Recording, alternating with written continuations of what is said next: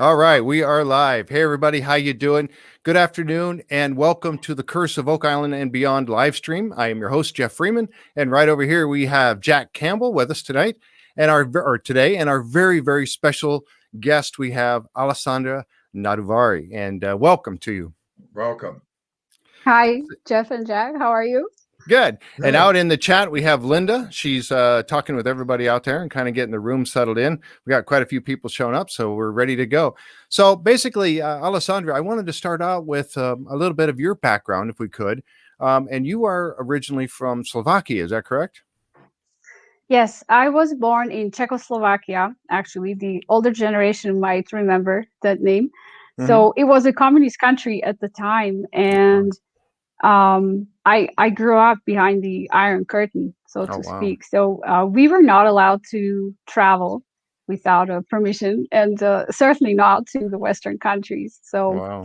I never dreamed as a child that I would come to North America, let alone that I would end up here in Nova Scotia and Mm-hmm. become part of the Oak Island mystery. Oh, absolutely. And that's really fascinating. Now you came over, I said I was reading your bio, and it talked about you coming over on a ship called the Blue Nose 2. Was that what it was? Okay, so the way that happened was my husband Tim is American, Okay. and we met in my homeland, and then we ended up, as a romantic couple. Now he brought me over to the United States. We lived there Mhm. for a couple of years, and then we decided to travel a little bit. So he showed me Oh, quite wow. a few states of in the United States. I didn't visit every single state, but he Mhm. showed me the stuff that he thought I would be interested in.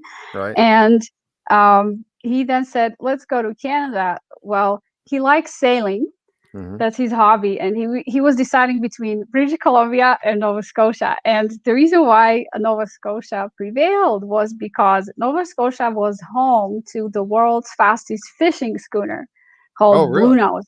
Yeah, Okay. it actually won several races back in the day. Wow. It was a whaling schooner, so the sailors on that schooner, Mhm. they would take it to hunt whales and then bring all the stuff back home. So it Right. was a working schooner, not just for races, but it happened to be really fast and it became famous. And then Nova Scotia kind of adopted it as its symbol. So it's even on one of the coins, the 10 Oh, cents. really? Wow, I had no Yeah, idea. yeah. So Oh, you will see Blue Nose, and we still have Blue Nose, but it's a replica, so we call it the Blue Nose too. Okay. All right. And Tim said, I have to get on board of that schooner and try it out. So we came to Lunenburg, that's a town on the south shore of Nova Scotia, and Mhm. we sailed on the Blue Nose. Then we rented a little cottage outside of Lunenburg. We stayed there for 6 months. And then one thing led to another, and we ended up immigrating to Nova Scotia eventually. Right. And in that place, in that cottage that we rented, there was a book called The Holy Grail Across the Atlantic by Oh, Michael really? Bradley. And I read it like 3 times. and And that got you hooked. I was enthralled. I was like, Yep. the Holy Grail is in Nova Scotia. Well, I have to find it. I'm gonna be the one to find it. Yeah, Yeah. exactly. And that's how I got introduced to the mystery on Oak Island, and the money pit, the Mhm. treasure hunt, and all of that. And that's where I also read about New Ross. And I went to Tim, and I'm like, get in the truck. We're driving to New Ross. Yeah, I heard That's of, fantastic. the book mentions there's a castle in New Ross, and I was like, if there's a medieval castle in Nova Scotia, I have to see it, and I have to look at it with my European eyes, because my homeland I was gonna has. say you've seen many over Yes. there when you Yeah, were overseas. Yeah. so I'll just say that after a while, Czechoslovakia split up, so it became Czech Republic and Slovak Republic. So I'm from Mhm. the Slovak Republic, so I'm from the eastern part, and Slovakia has over 200 castles and Wow. castellos and fortresses. So I used to visit them as a child on field trips with my classmates, teachers, but also my parents, my older brother. And so I kind of have that in my mind, what a castle should look like. And I thought that if there's one in New Ross, I will recognize whether that's a castle or not. Yep. Well, imagine my feelings when we came to New Ross. We stopped at the service station and also the grocery store in town. And we asked the local citizens, excuse me, can you please point me in the direction of the castle ruins? Well, we got some strange looks. I was going to say, they're probably like, castle, yeah. And I said, but it's here in this book. Look, this chapter talks about a castle in New Ross. I must see it. And nobody knew what I was talking about. They probably thought I was totally crazy. And so I went home. I was like, my head down. I was like, oh, I'm so embarrassed. But I kept at it, and I thought, it feels like there's, more to the story. So I thought I should start reading, but maybe some other types of books. So I ended up buying a lot of history books about Nova Scotia. Of course, Oak Island. I think the first book on Oak Island that I owned was, which one was it? Was it one of the ones you sent me some pictures? Was it? Pardon me? Yeah, I think Oak Island Gold or something like that. I don't have it on my desk here right now. Sorry about that. But it was really good, and it presented all these different theories. And I started thinking about the theories and discussing them with my husband, and then he gave me, his take on things, and one thing led to another, and eventually we found out where the castle is in New Ross. At that time, the property was actually for sale. And really? Yes, and the realtor thought that if she added a little blurb about, a castle, that would help to sell. They should be able to sell it. So, and for us, it was an opportunity to actually get the address of the castle. So we called her. We said, "Can you give us a tour of the castle?" And she said, "Sure." So she gave us the tour. She was mostly trying to show us the house, but I kept looking through the window. I was like, "No, I want to go in the backyard." Yeah. So unfortunately, at that time, there was not much to see, and even if you go there today, there is still not much to see there. But we decided to buy it because we thought, if this property does hold some clues to a major mystery, we want to be the ones that guard it. It was in a bad shape. Was it really? And it needed a lot of repairs, especially the house. And we thought that it would be good if it were owned by somebody who cared about it.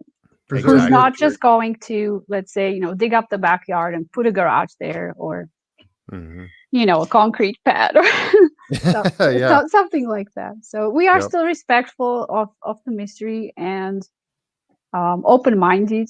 New Ross is a little bit like Oak Island in that there's a lot of folklore, a lot of legends, a few artifacts, and a contaminated archaeological site. So from archaeological point of view, it's contaminated because it has been dug up so many times, right?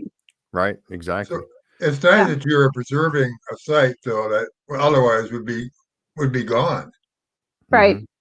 Well, yes, because this property is right in town, and if you just take the highway that leads through the town and look at it from the side of the road, nothing about this property suggests that it's special in any way. It literally is just a house with a backyard, stone well, and at that time there was a standing stone that was sticking out of the ground, and that's it. So there's no sign, castle ruins or anything like Castle's that. over here, right out front, nice big stone marker. Yeah, exactly. Yeah.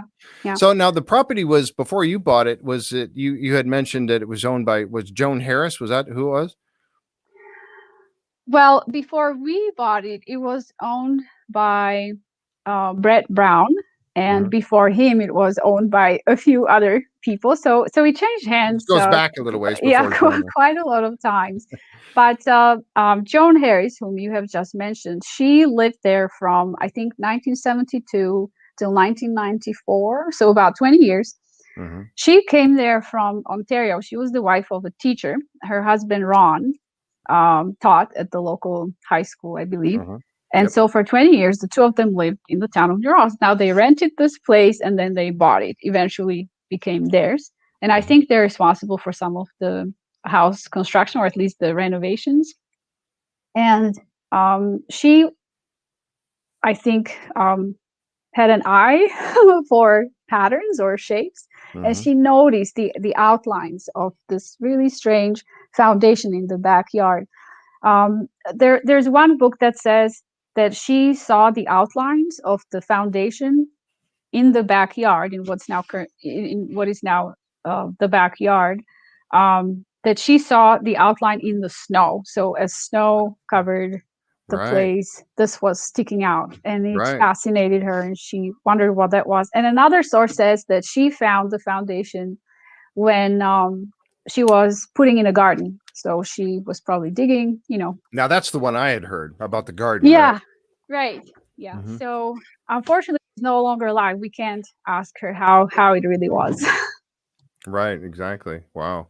So, but I mean, and at that point, did she take it any further? I mean, she saw this outline, and then I guess the stone was the stone that we've talked about that, certainly appears like it had some sort of a carving or cross on it. Was that there standing up at the time, or did they find that somewhere else?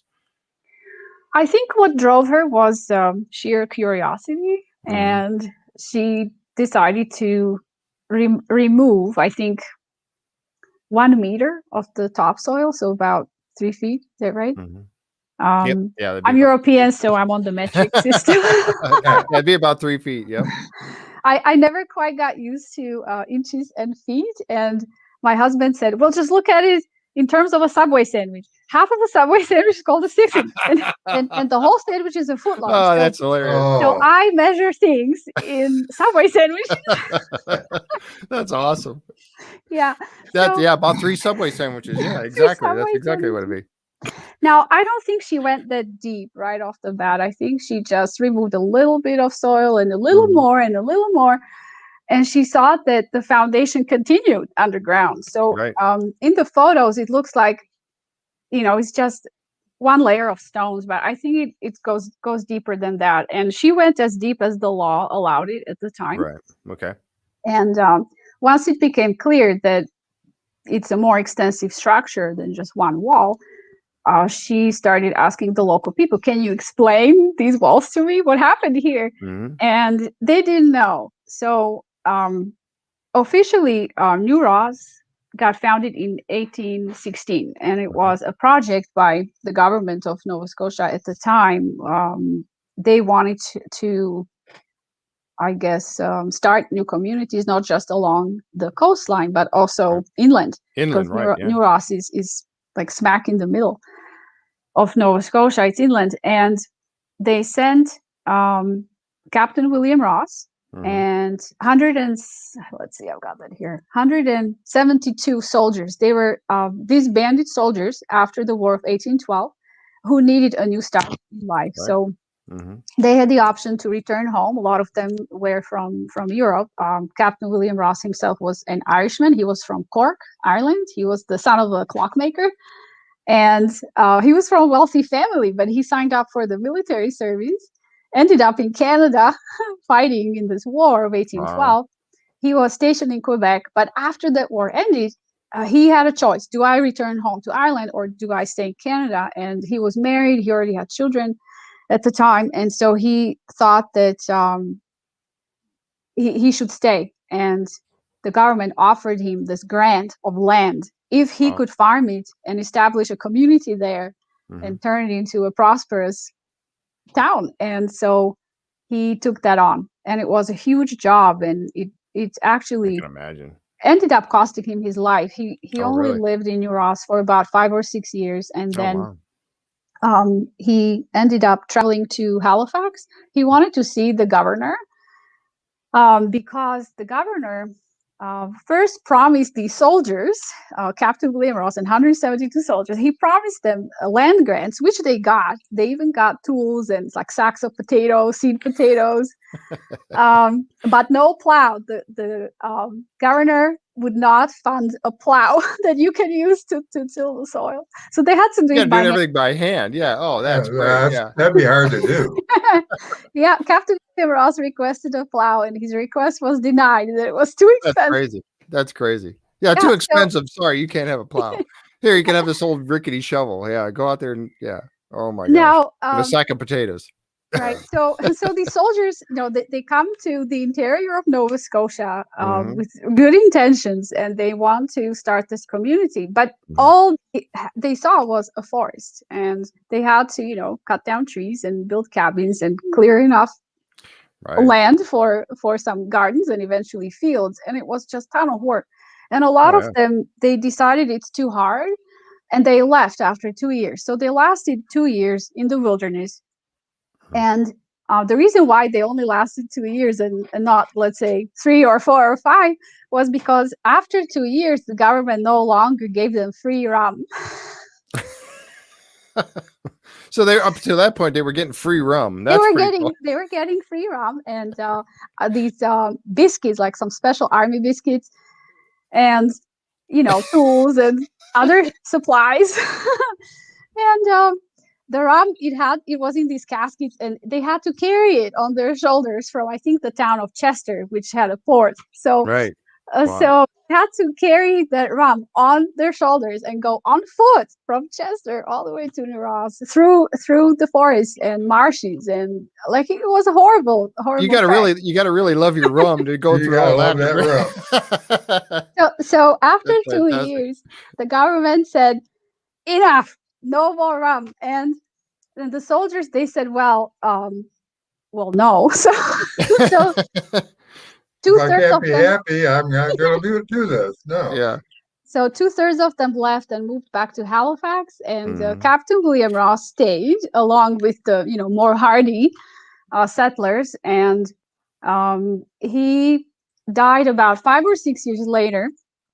I think he got pneumonia, and the way that happened was the governor promised that there would be a road built between Halifax and through Hammond's Plains, which is west of Halifax, and then pass by New Ross and hopefully continue all the way west to Yarmouth. So they promised to build this road, but didn't deliver on their promises. And so Captain Ross, he traveled to Halifax.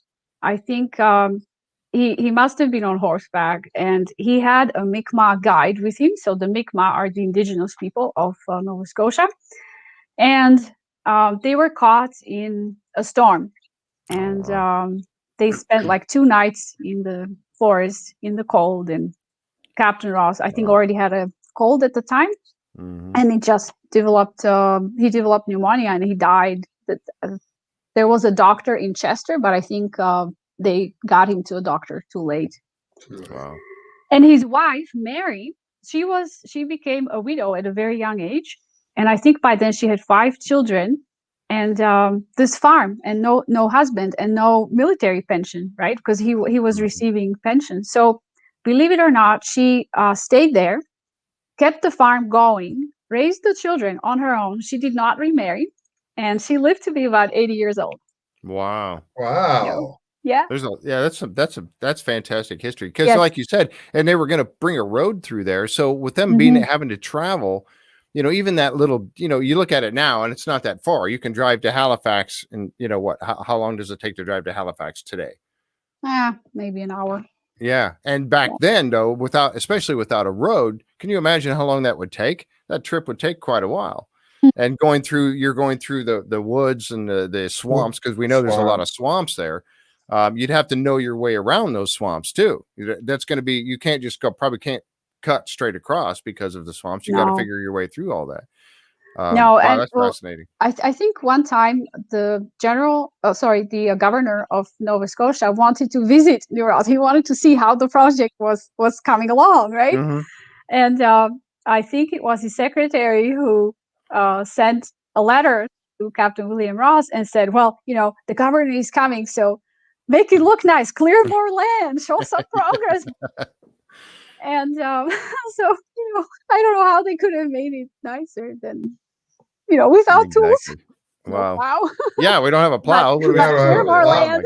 That's amazing without a plow. Oh yeah. And this, so the trip actually happened. The visit happened, and the governor came, but he too had to travel on horseback, and he got stuck in the marshes, in the swamp. Oh, wow.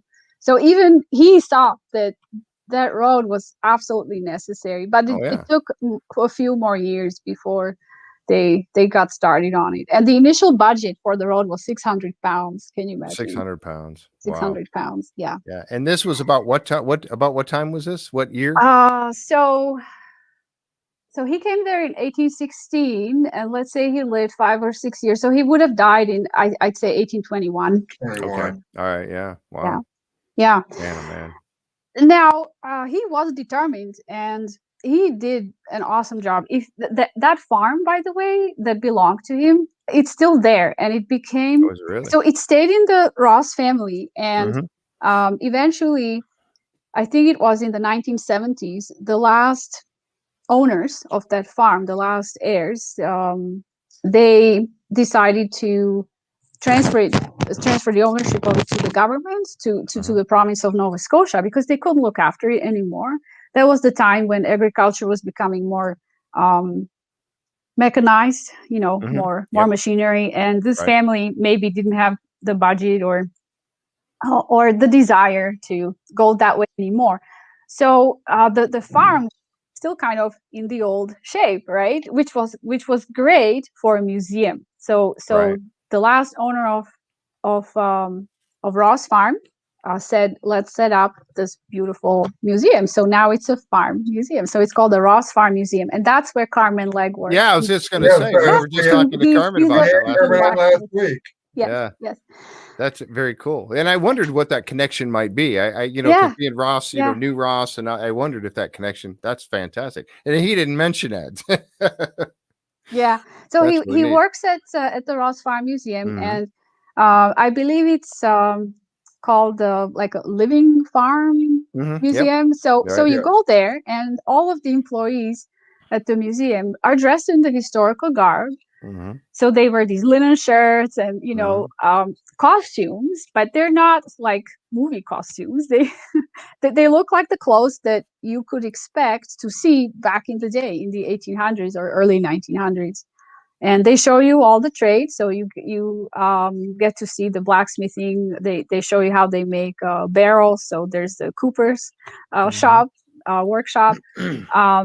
There's a kitchen. My son is very fond of the gingerbread cookies that they make there. I've actually got a picture. Yeah, there's a picture of Carmen there. Yeah. They have draft horses. They have oxen. The children love the horse ride because they can ride on the wagon that's drawn by the horses. I still remember the names of the horses. I think it's King and Kate.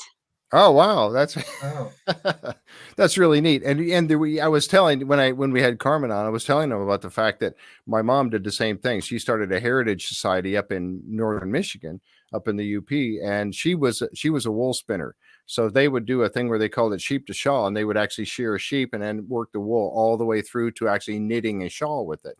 And they did that, and they performed. She would dress up in the period clothing and do the same kind of thing up in Michigan. But that's fascinating that I knew that because of the name Ross, you would think, okay, there has to be some kind of connection.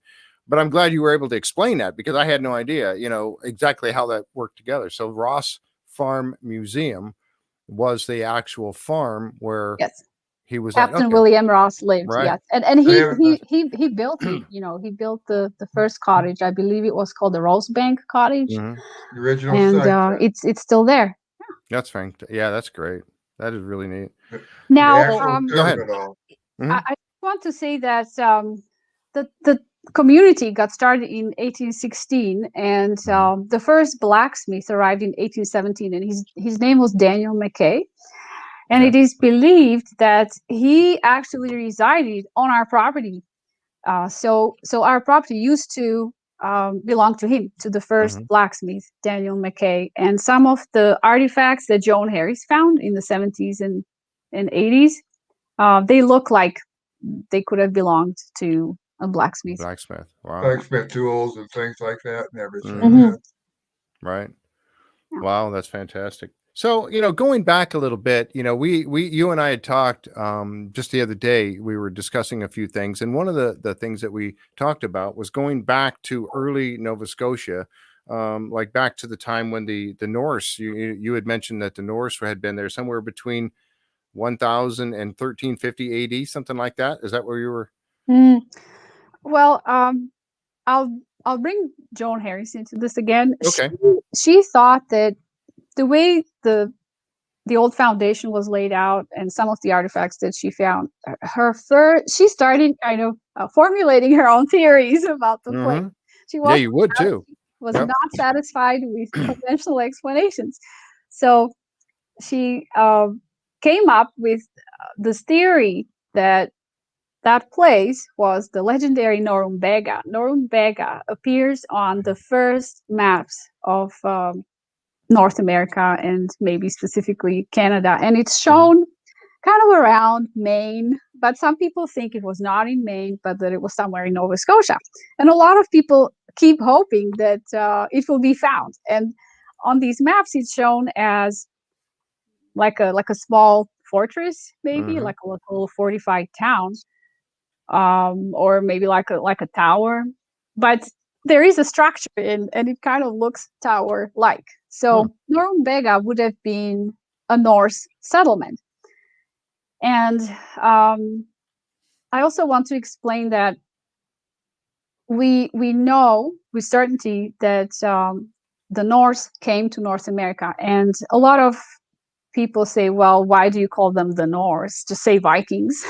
I have been corrected by friends who are from Scandinavia that Vikings were called Vikings only up until they converted to Christianity. Once they became Christians, they were no longer Vikings. They were not, pagans or barbarians anymore. So now they were civilized. So Right. Yeah. civilized. So sadly, Vikings became Norsemen, and Vikings and Norsemen are basically the same people, Right. but the distinction is pre-Christian and Christian era. Wow. The Norsemen who sailed to North America around the year 1000, so this would have been Leif Erikson and his people. They were already Christianized. So when he arrived, he himself was already baptized. He was a Christian.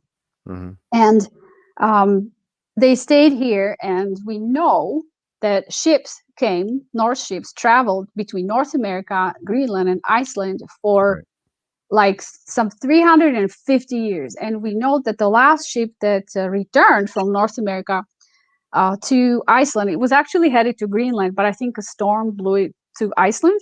So it landed in Iceland, and it was on record because it carried lumber from Canada, and it was taxed by the King of Norway. So we have these tax records, and it happened in I think 1347.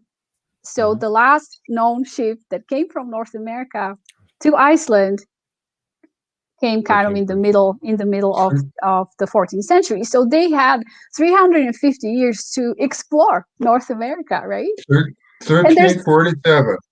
And they yes, I think it was 1347. And strangely enough, this date appears inside the Royston Caves in England. That's the Templar complex. And Gretchen Cornwall will be able to tell you all about that next time you talk to her. Now, I don't know that the ship that came to Iceland has anything to do with the Royston Caves.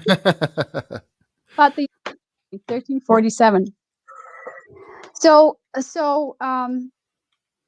while we're talking about these Norse voyages, they had 350 years to explore North America. There's no way that they would have only stayed in that one place in Newfoundland called Lansdowne Meadows. And even the archaeologists who excavated that place, the Inkstads, they they too admitted that it was only inhabited for a couple of years, and that it was probably just temporary, and that there must have been another somewhere farther south in a warmer climate. So did Norsemen visit Nova Scotia during those 350 years? It's possible. The Mi'kmaq people of Cape Breton, which is the northeastern part of Nova Scotia, it kind of sticks out. They actually have oral tradition that describes a visit by what sounds like European sailors, travelers, and they were described as either redheaded or blonde. I don't remember right now, but it was a Mi'kmaq historian, Mordina Marshall, who mentioned that. She actually said that for a newspaper article. So, and she was an academic historian with university degree, like highly educated, smart woman. And so if she says that they were visited in pre-colonial era in Cape Breton by European sounding or looking visitors, I believe it.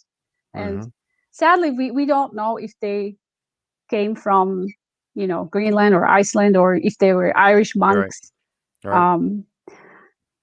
So I think that there is a possibility that Norsemen explored Nova Scotia. Whether or not they decided to set up some kind of a little farm in the New Ross area, we'll never know. I kind of doubt it, though, because they would have wanted to stay close to the shore, and this site is nowhere to be seen from the coastline. Like you can't see New Ross from the coast. Yeah, you're so 25 miles or so. Yeah, like it would not be suitable. The only place to reach New Ross in those days would have been to follow the Gold River and just follow it upstream, and then that's another fascinating thing. Yeah, then you end up in New Ross. Yeah. And you said, because I remember you and I were discussing about the Gold River, and obviously they called it the Gold River because people were actually panning for gold and finding gold there at one time. Yeah, and that started probably back. Maybe that would have. Do you think that would have been a draw for some people, that the word would have gotten back over across the ocean to maybe draw people to that area for that? I think so. It's possible. I think that there was even a brief gold rush around the Gold River in the 1800s. It didn't last very long, and I don't think that Gold River yielded that much gold. But you can still go gold panning there and pick up some gold dust. I have a friend who organizes gold panning expeditions. Really? That's funny. Expeditions. He sells the equipment too. So I'll add one more thing to the topic of the Norse exploration. So they had 350 years to explore. That would have given them time to come to Nova Scotia, or at least the Cape Breton part of it. And two, they were Christians, like I said, and they even brought a bishop with them. Really? Yes, this happened in the year 1121. So in the 12th century, a Catholic bishop, he was the Bishop of Greenland. His name was Erik Gnupsen. He was brought over to North America to probably spread Christianity, or to make sure that, these ex-Vikings didn't go back to their Viking ways. And I don't know which part of North America he visited, but he came, and I think he stayed here for 2 or 3 years. I think there's no record of him for a while, and he probably resurfaced later. But so as early as 1121, a member of the Catholic clergy traveled to the continent of North America. So the Catholic Church, I think, would have known about it, even if it was just from him, even if he came back, wrote a letter or a report, sent it to his archbishop, who probably lived in Norway, because Greenland belonged to Norway for a while. So I feel like if he wrote a report about North America, and that report traveled up the chain of command within the Catholic Church, eventually it might have even reached the Pope. But that's just a speculation on my side. But it does make sense, though. Absolutely. And this was in 1121. So the 12th century. And later, there was a man from Orkney named Thorfinn Karlsefni, who sailed to North America, and he resided here for a while.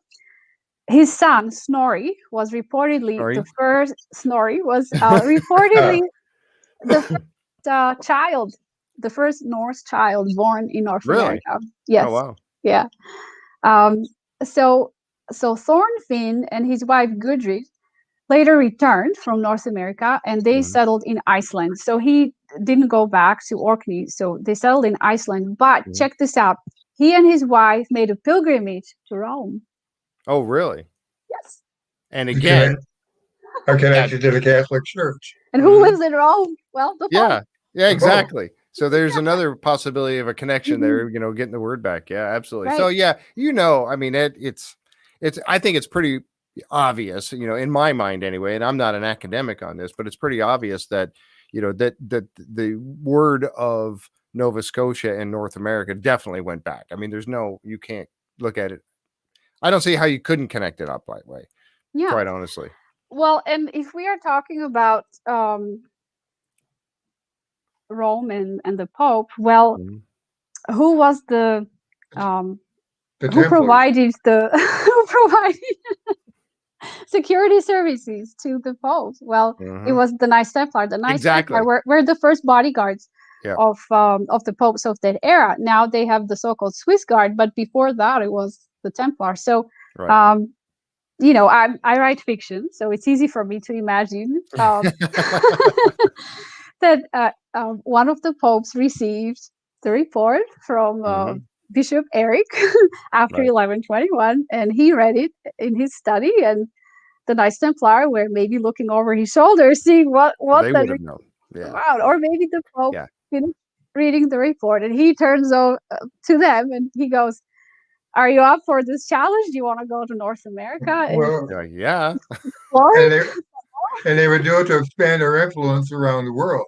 Yep, exactly. Yep. So I think that just in the realm of possibilities or speculation, harmless speculation, it is possible that some of at least one or more popes in Rome, they knew about North America, thanks to the Norse connection, and that they could have tasked the Knights Templar to go there with some goal, maybe to secure it, claim it, for explore it for Christendom, or maybe secure some new sources of gold and silver. That was always needed in Europe. And the south shore of Nova Scotia would have been suitable for this, because there's the Gold River.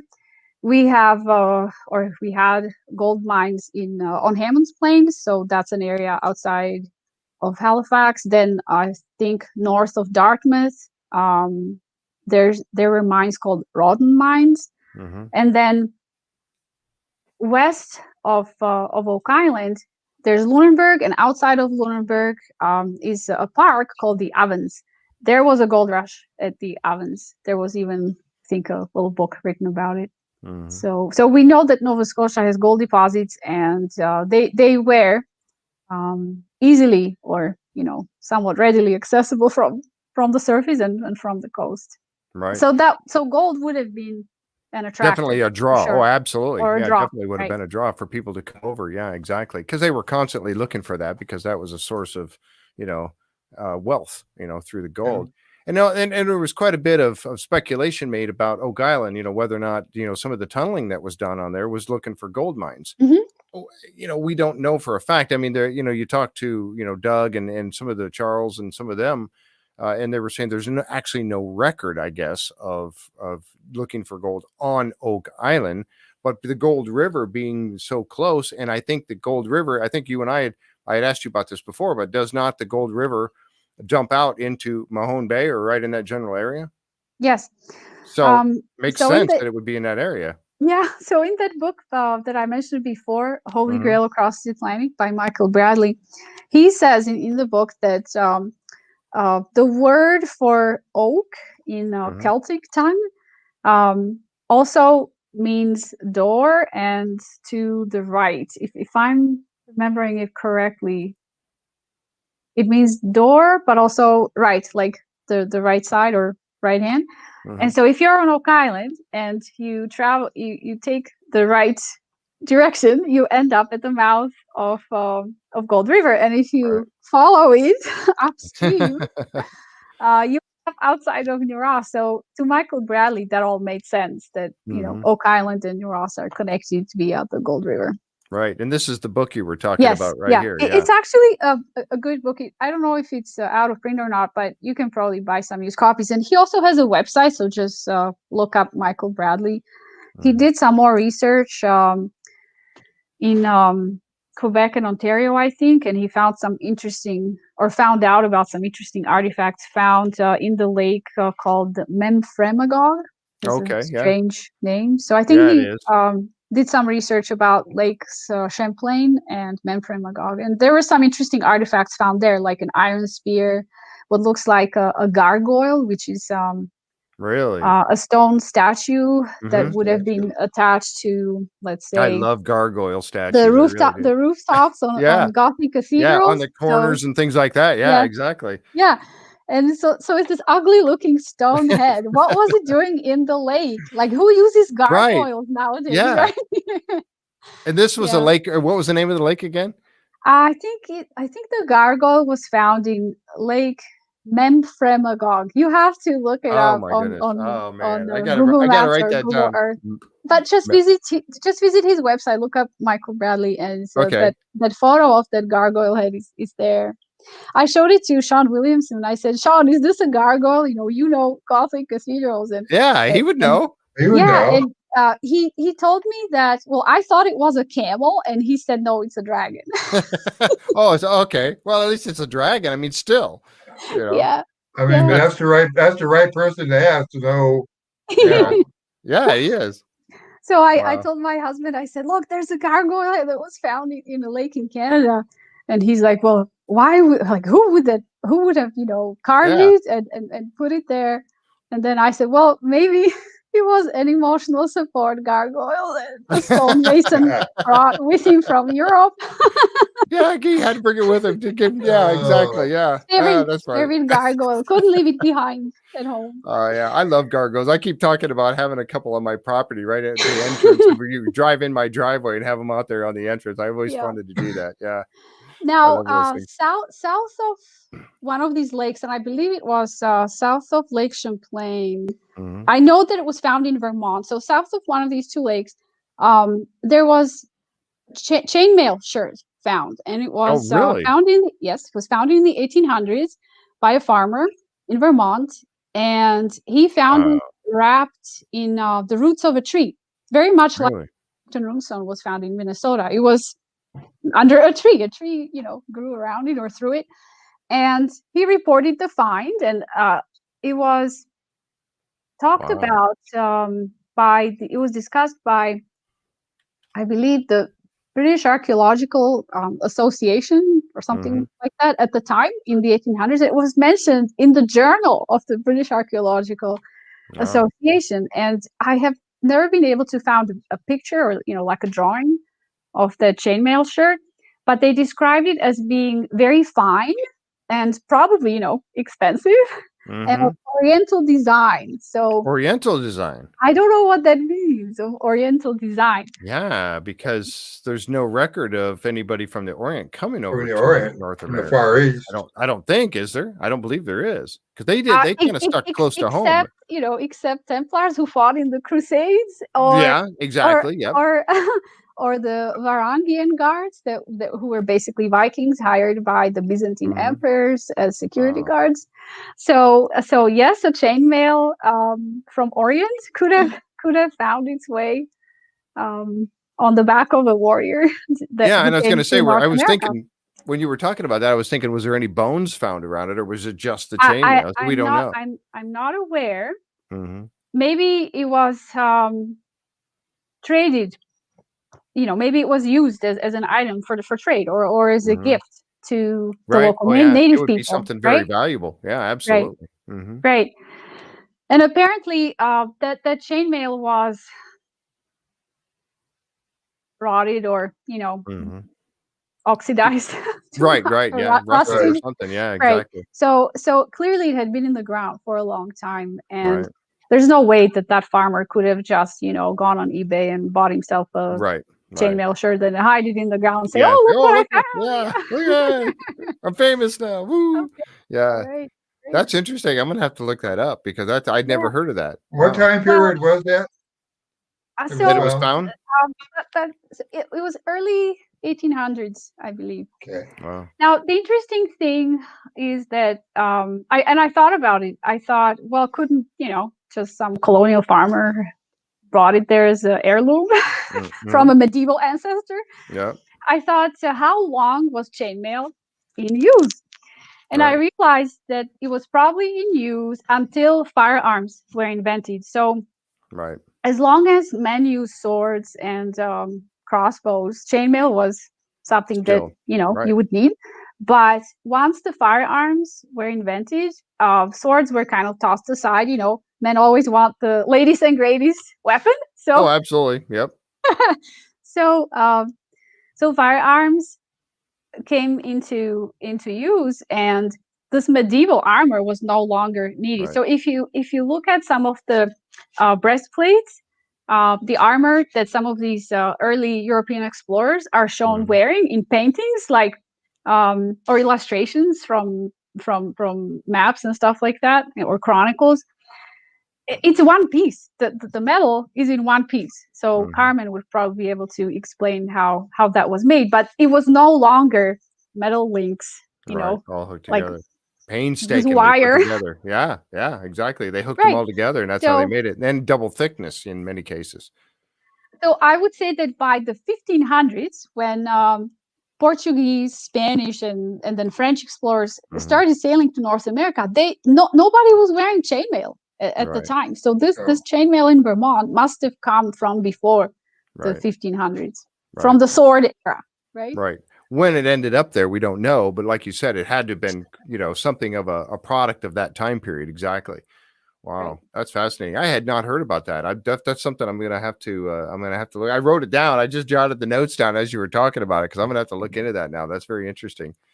And it Right. goes back to saying, again, it talks about the fact that we know that there were other people that came here, and I've said this before, long before Christopher Columbus. He's the official in the record of coming over and um, America. discovering America. But we know that there was many here prior to that. And Yes. like you said, how would that word have gotten back to the Pope? And then if it's going back to the Pope, it's going to be going back to his little, his group, the Templars. Right. It's you can't prove that, but come on, it makes sense. I mean, if that information is going to make its way back to the Pope, the Templars are going to know about it. Yeah. Right. Because that's just I don't personally see how you could look at it any other way. So people were here. That's just fascinating, though, that was found. I'm really going to have to look into the history of that. That's really interesting. Well, Wow. and I think that there was a lot of trust between the various popes and the Knights Templar. I think Mhm. things went badly in 1307, as we Yeah. know. Right. But Right. up Right. until that time, I don't think there was any bad blood between the popes and the Templars, and they Right. only answered to him. So they were Mhm. literally his special forces. Right. He Right. could command them to go here or And there. Nobody would know, right? And right. if he asked them to go to North America to explore, to maybe claim it for Christendom, Mm-hmm.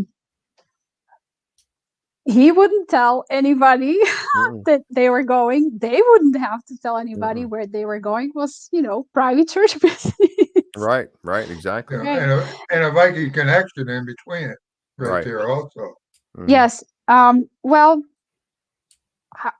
we know that the Kings of Norway knew about North America. I mean, they were taxing the goods that were imported from Right. Canada, especially lumber. So they were, profiting, Mhm. and they had records about the tax collections. So Norwegian royalty, they knew about North America, and I personally have not been able to verify if there were any Templars at the Norwegian court, at the royal court. Maybe Mhm. somebody out there who knows Norwegian history Right. better than I, with my meager resources. Like, I don't speak Norwegian, so I can't read any of the literature.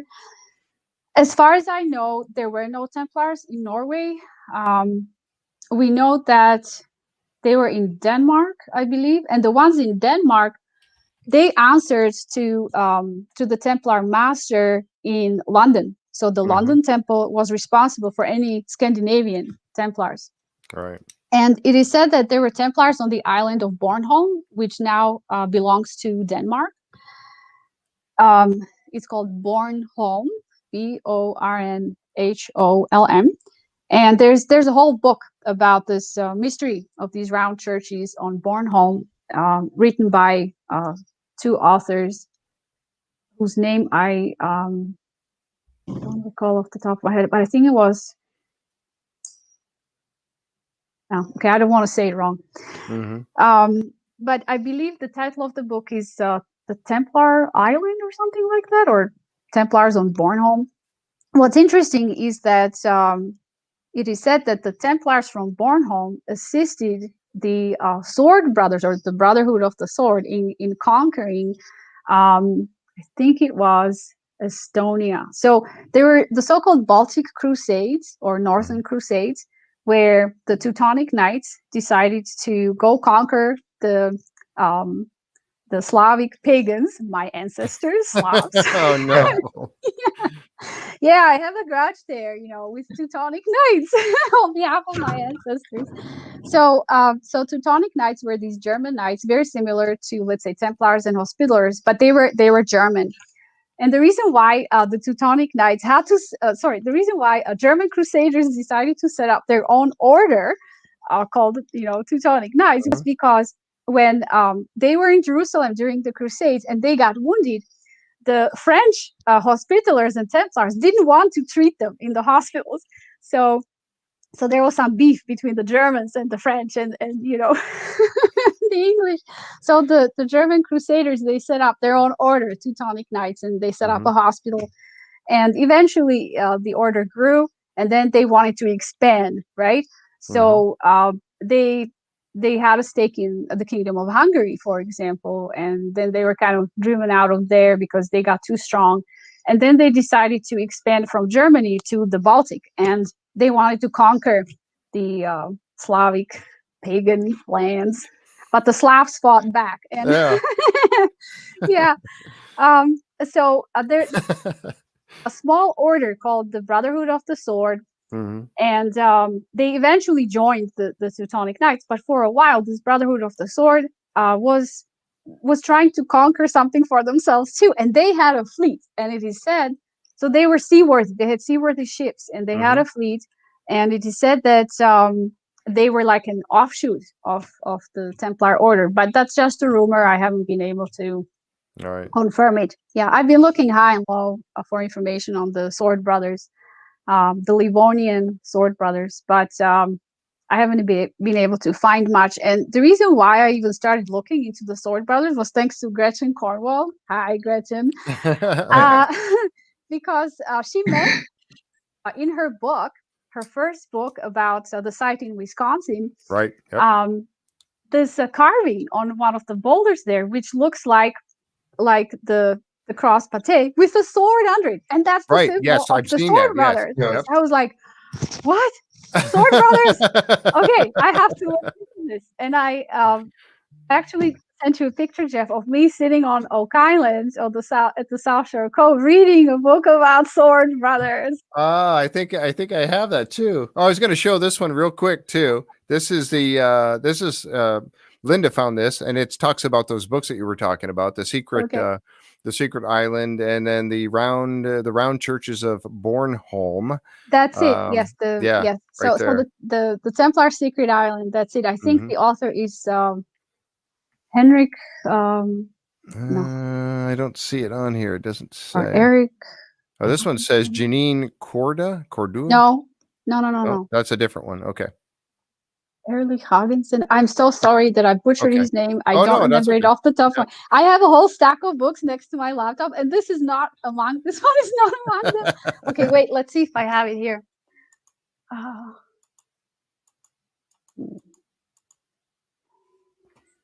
Lars Templar.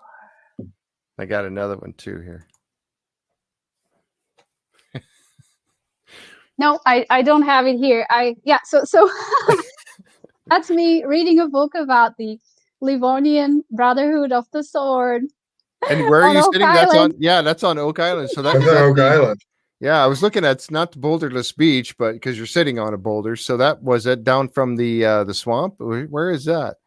This is the South Shore Cove. Okay, yeah. Oh yes, Down it's from the Okay. down swamp. from so right. So behind me is the swamp, and then where you see the trees, that's on the way to the money pit.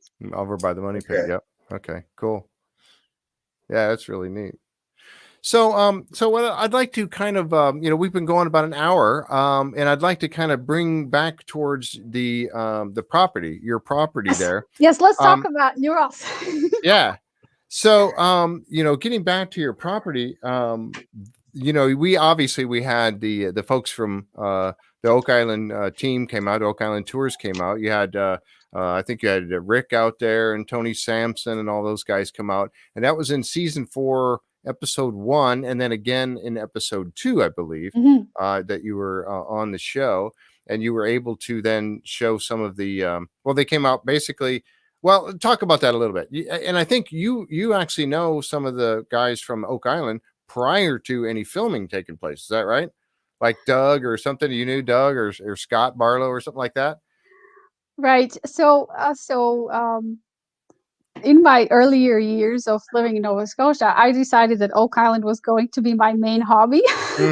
I would too if it were me, and I know a lot of the yeah. members feel the same way. We'd be all like, "Yes, that's my hobby." When you're that close. Yes, and when you're this passionate about it. I was kind of weighing my options, like, I could get into curling. That's a very popular sport. Yeah, here. curling. I could, crochet two cozies, but I'm more attracted to Oak Island. Yeah, absolutely. I would too. And I have to say, I'm very fortunate that my husband humors me in this regard. He loves the mystery as much as I do, and I'm able to talk to him and discuss it with him. So I run some ideas by him. He runs his ideas by me, and we talk about it a lot. Like not every day, but still, it has been one of the main topics of discussion in our family. Yeah, so Oak Island and Neuros kind of became my hobby, and I collected a lot of books. I met some people who were very knowledgeable about the history of Nova Scotia, namely Terry DeVoe. You might remember him from some of the earlier episodes where he talks about the Overton Stone that's out by Yarmouth. Right. And Terry is an amazing guy. He's kind, he's generous with his time and his resources. He is a member of the Archaeological Society. He gives lectures and presentations on history. He's a scientist by trade. He works with sonars. But history and also Oak Island are his passion. But he's very down to earth, and he has he's very grounded. So if I go to him like, Terry, what do you think about this? He's able to very quickly bring me back down to earth and say, well, it was like this or it was like that. Oh no, you don't want to hear that. But I need that because right. I have a very active imagination, and I don't want to just reside or dwell in my imagination. I would like to find things in the real world. Right. Yeah, just as Gretchen Cornwell said, right. If you have a theory but nothing to back it up with, like no facts, no objective evidence, then it's just a nice idea, but exactly. nothing more than that.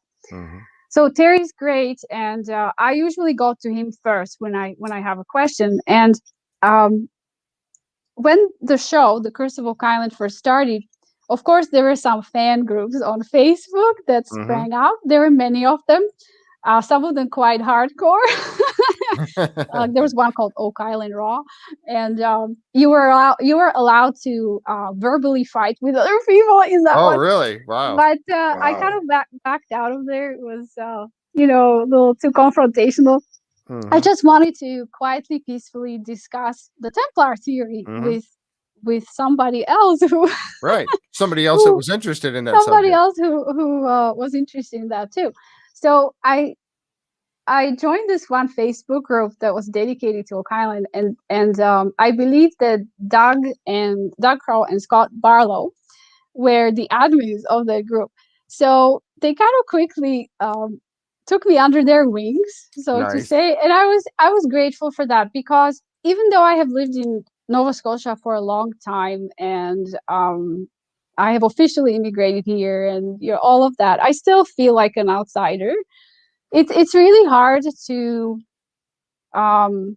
replant a tree, right? Like you pull it up and then you try to Get plant the it root again and the somewhere roots else. Yeah. don't always take right in that new place. So I oftentimes feel like I'm in this vacuum between Slovakia and Canada, and when I'm here, people tell me I speak with a Slovak accent. When I go to Slovakia, my family tell me I speak with Nova Scotia accent. So you got a mix going on. Exactly So I what it feel is. like, Yeah. where do I A actually hybrid. belong, right? Right. Like, where do I belong? And oftentimes your home is not just the physical place where you live, the house where you live, but it's the people that you are surrounded with that accept you and that will communicate with you and make you feel welcome. Right. Exactly. That's the second layer of having a home. And so I want to thank all of the Nova Scotians who extended their friendship to me and who welcomed me to their homes, their circle of friends. And among them, I count Doug and Terry and some others. Now, Scott is from PEI, so Prince Edward Island, but he's one of my Oak Island friends too. So that's awesome. Yep. That was Wanda said that. She goes, I feel like that, and I was born here. Well, in Nova, they have this term, come from away. So if you were not born here, but you move here, you are come from away. Oh, okay. All right. That's interesting. Yeah, that makes sense. Come from away. And it's actually a very old expression. It's kind of cute. Yeah, it's kind of cute. So, now, you go ahead. Yeah, go ahead. Right. So I started discussing the Templar theory in this Oak Island group on Facebook. And at one point, I think people started noticing that, hey, this this Slovak girl, this commie pushing some Templar agenda here. Who is she? What does she think she knows? And so things got a little more heated, but I always try to be polite and just debate the facts and not respond or react to something more emotionally charged. And there can be, we know that. Yeah, but I can't remember if it was Doug or Scott. They wanted to come to my rescue one time. I think one of them sent me a message privately and said, do you want me to take care of this guy? And I said, oh, bless your heart. Thank you for your chivalry, but I want to, stand my own ground. And if I can't defend the Templar theory here in this forum, exactly, what does that say about the theory? That it's not a very good one, right? Right. So I actually started welcoming some of the more critical comments, and I thought, well, critics actually have an important role to play. They keep you grounded, and they force you to go back and re-examine everything that you believe in, and to see if what they say is true, and maybe what you believe is not true. So you should then correct your course and keep sailing. So it also taught me to not take things personally, and I would say in the last 2 years of going to Oak Island and dealing with New Ross, I have been kind of I was forced to let go of my egoic mind, I'll put it that way. So I was really becoming attached to the Templar theory, and I felt like part of my identity was transferred to the Templars. And I thought, well, that's not good, right? Templars are very exotic, but you have to stay grounded. You have to Yeah. stay present and real. So how do you do that if you are so fully immersed in Right. something like that? Right. So in the last couple of years, I have had to recognize that I put too much of my own identity into the Templar thing, and that I was seeing Templars everywhere, and that was not good. So I had to pull back and find some neutral ground from which I would be able to examine and Right. consider the other theories too. Right. Right. So, for example, there's a theory that there was a tarn kiln on Oak Island by Joyce Steele, and at first I didn't like that theory. I read her book and I was like, no, this cannot be true. Oak Island has to be more magnificent than just Right. Right. That's something that simple. Right. But then I thought, what if she's right? And I certainly have no right to say that she's not right. Right. So I have to consider it, and if she's got supporting evidence, then great, right? But I had to become more humble within myself, and let go of my need to be right. Really. So I had to let go of my need to be right and to be the only one who knows the truth, right? So that's the ego speaking, and I had to let go of that and replace it with something else. So now when I go to Oak Island, and I'm very fortunate that I had access to it this year, for example, when it was closed during the tourist season because of COVID-19. Sorry, last year. I'm still stuck Right. in Exactly. the past. It's ready in my mind. So I still was able to go there, and it felt very peaceful without the hordes of tourists. I kind of missed the noise and all the faces, but at the same time, it felt very peaceful, and I was able to just kind of sit there and meditate and contemplate and appreciate the natural beauty of the island. And I thought that that was good. I felt like I had reached that sweet spot within me that's at peace, where I no longer felt this need to be right and to validate my own ego, and where I was okay with the fact that Oak Island might not be a work of the Templars, and it's okay. Right. Yeah. For you to be able to go there and do that, like, you got about roughly 2 million people that are envious of the fact that you could go and do that on Oak Island and just kind of relax and see it like that, because I know so many of us would love to. I had plans to go there last year, going to get tickets, and then of course COVID happened, and I was unable to go as well. And that really, and people, and now when the tickets go on sale for the tour, I mean, they're gone in like 5 minutes. The whole summer's worth of tickets are gone within 5-10 minutes. So you really have to be on top of that. And now we don't even know they're even holding off this year. So yeah, I wouldn't count on it personally. Our border is still closed. Our airport the Halifax airport lost the status of international airport, so we can no longer receive flights from abroad. So yeah, I think 2022 is probably the earliest that they will allow people to enter Nova Scotia from outside. So back to Doug and Scott. So that's where I met them. I met them in a Facebook group, and that was before they joined the team on Oak Island. Now, it is possible that there are already some things in motion, like they had plans in motion that they didn't tell me about, but I befriended them, or they befriended me, before they were famous on the show. So that's my I knew them back when. To fame. Oh, wait, I know Scott and Doug. Yeah. And we actually met on Oak Island. We took one of the tours with Charles Barkhouse. So we went there as just civilians, tourists, and that was great.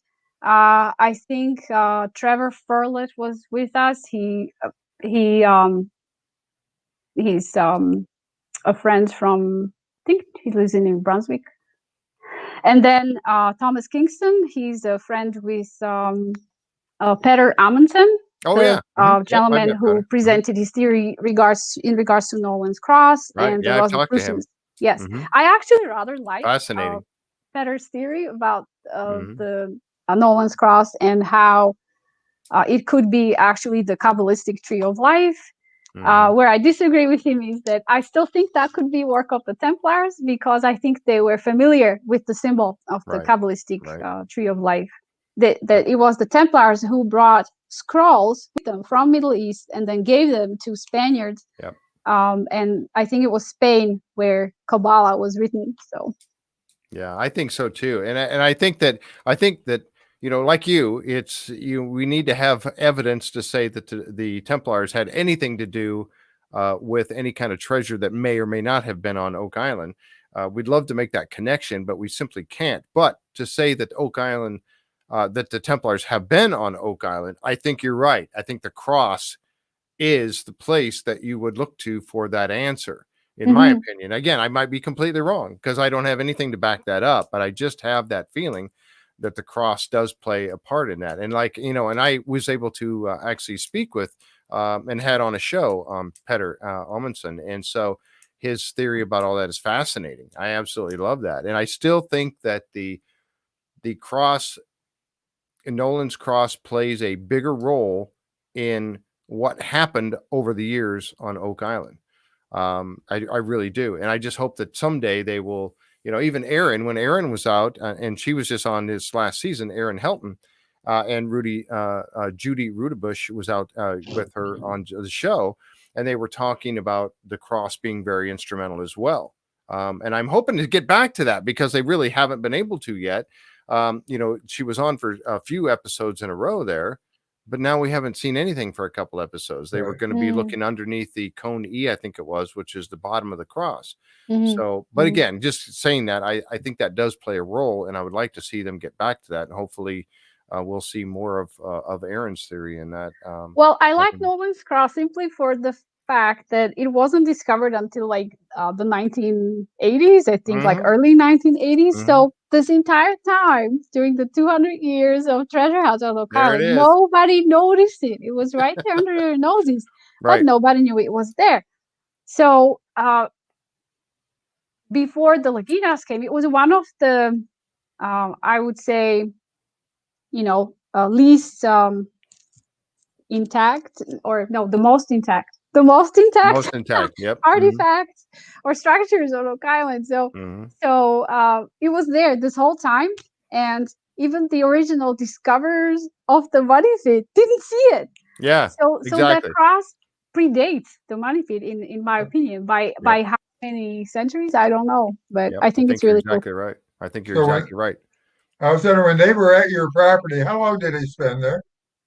Well, we were okay. I should probably explain how we even got involved. So Doug found out that we bought the place in New Ross. That was in 2015, and in 2000, I think it was 2016, was when he asked us if we would like to host the Oak Island team at New Ross and explain to them the history of the place. So we agreed. We had an intense debate, me and my husband. We were like, should we do it? Well, of course we should. Why would we want to be on the Curse of Oak Island? And we're like, exactly. I mean, that's your passion anyway, right? We will, but then everybody will know our faces, and people will bother us, and it can get out of hand. I mean, fame is a two-edged sword, so it always I don't know anything about that, but I can imagine it is. Yeah. Yeah. So we agreed. And then they came, the crew, the cast and the crew came. There were quite a few people there. And obviously you can't see it on the show, but the amount of people it requires to make this show is huge. And so I would like to recognize their efforts and their hard work, because they stand there in the sun for hours every day. They get eaten by mosquitoes and the famous black flies of Nova Scotia. And they're relentless. They are relentless. Especially in New Ross. New Ross seems to be the place where they breed. And of course, ticks. I think even Rick got bitten by a tick on he did. He got Lyme disease. Yeah, he did. He had Lyme disease one season. Right. That was a couple seasons ago. Yeah.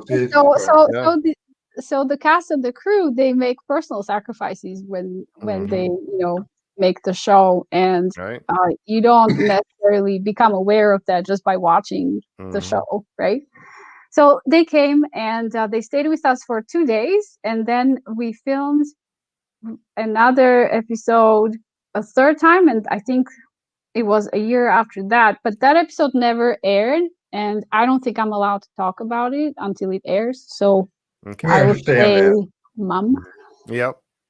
We understand. We understand that completely. Yep. There is a little story about this T-shirt that I'm wearing in the picture.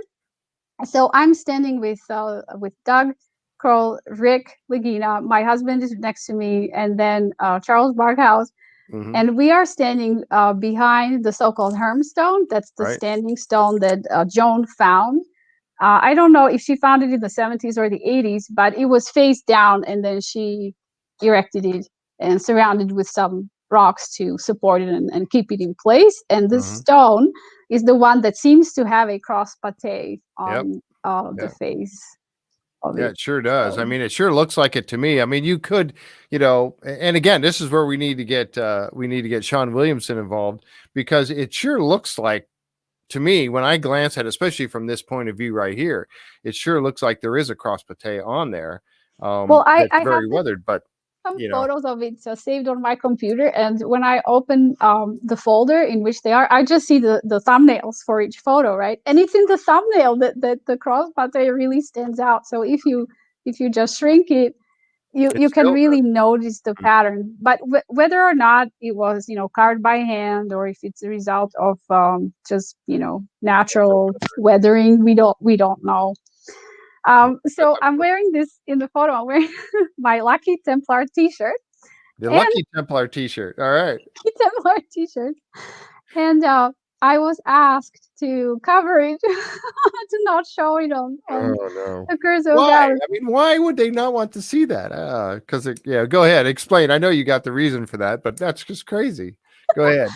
Yeah, so they didn't want me to wear it because it might sway the audience to maybe one way or the other, like believe in the Templars or not believe in the Templars. So they didn't want me to promote any theory or angle or viewpoint during that episode. And I put on this jacket, this black jacket. I zipped it up, and then I was sweating the whole day. So the sun was shining on my black jacket, and I was just steaming under it. And the sweat, of course, attracted the black flies, Oh yeah. and they Yep, crawled it under does. my hair and bit me on the back of my neck. And then I had this allergic reaction at home, and I just had these welts for 2 weeks. But it was worth it. just to be there. But yeah, again, that's the whole reason why. I mean, they even did on the show. They did a little thing where they took and superimposed the cross pate over there to kind of see where it would have fit, so you could get a better look. So why they wouldn't want you to show your T-shirt, I don't know. That's just weird, But anyway, and I remember Okay, during the it's episode, okay. I had a chuckle about it. I didn't want to be difficult. I wanted to cooperate and right? make them feel welcome, and like there were no obstructions Right. to their success. So I wanted to honor their wishes, which I did. Right. Yep. And now so from that, and I'm sure they were there on your property. Of course, when this kind of thing happens, anytime there's a person of special interest like yourself, or any of the theorists that have been on the show with like Corian and Christopher Morford and them, they're on there for hours and hours and hours, and yet you see about 5 minutes of them actually being on the show. And I assume that happened with you. They came out to your property. They came out with Tony Sampson was there, and Mike Huntley, I believe, was in his team at that time, or may still be. And so Tony went out and he actually dove into they first came out and they put that camera down. I guess that was on one particular excursion to your place, but they put the camera down in the well and they looked around at the water. And at that time, they were thinking that there was maybe some kind of a flagstone bottom in it. Yes, that was hard to tell. The whole idea about flagstones came from, actually it's connected to the money pit. So apparently there were some flagstones from the Gold River inside the money pit. There was a layer of flagstones, and they came from the Gold River. And I don't know how true that is, or what made the flagstone so special that they had to be brought to account all the way from the Gold River. Right.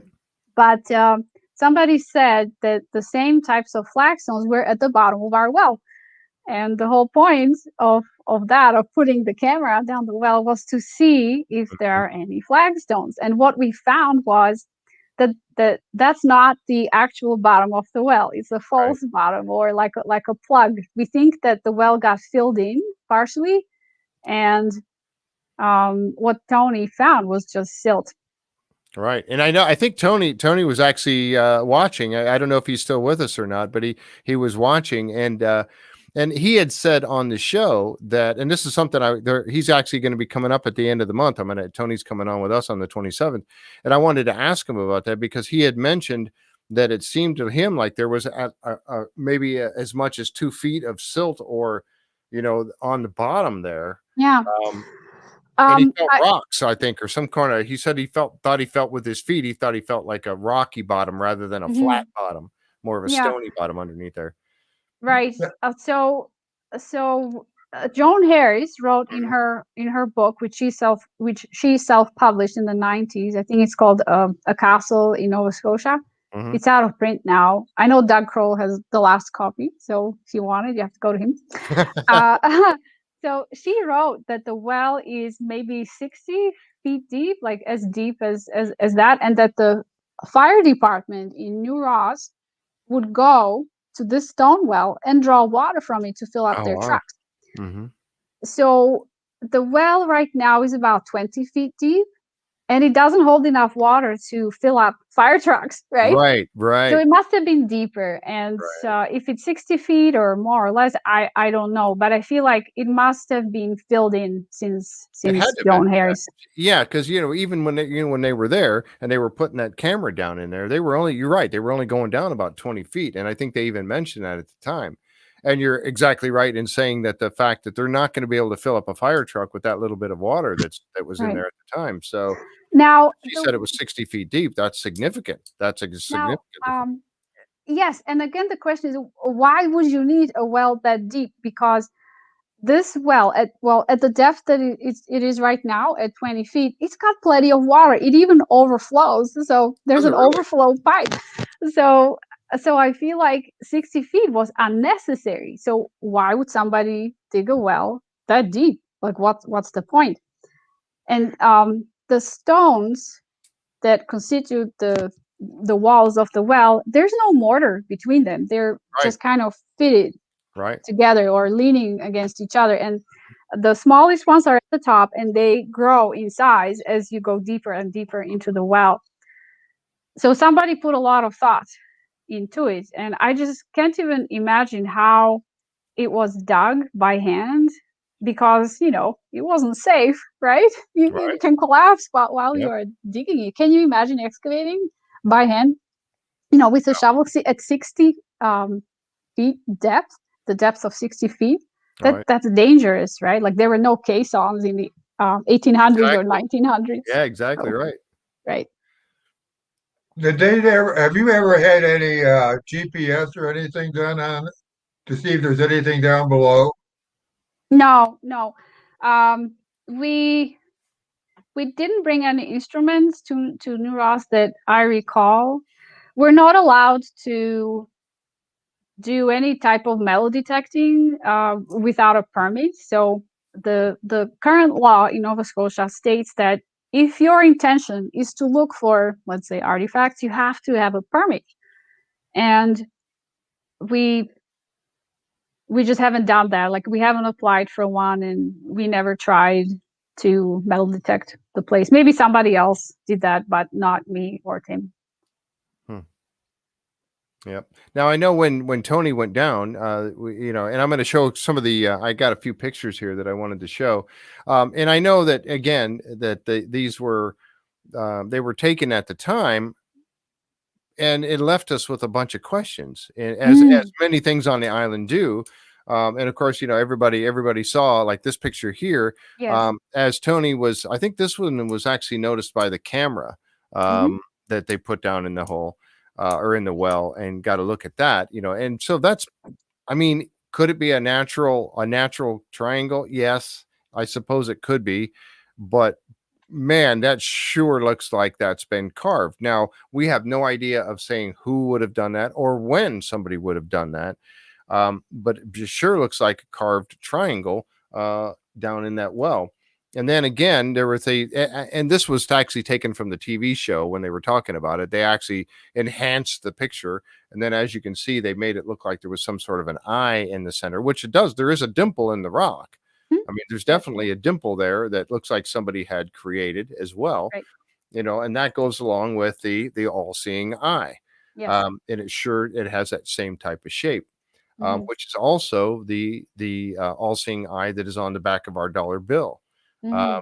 And it's all ties back to the Freemasons. Yes.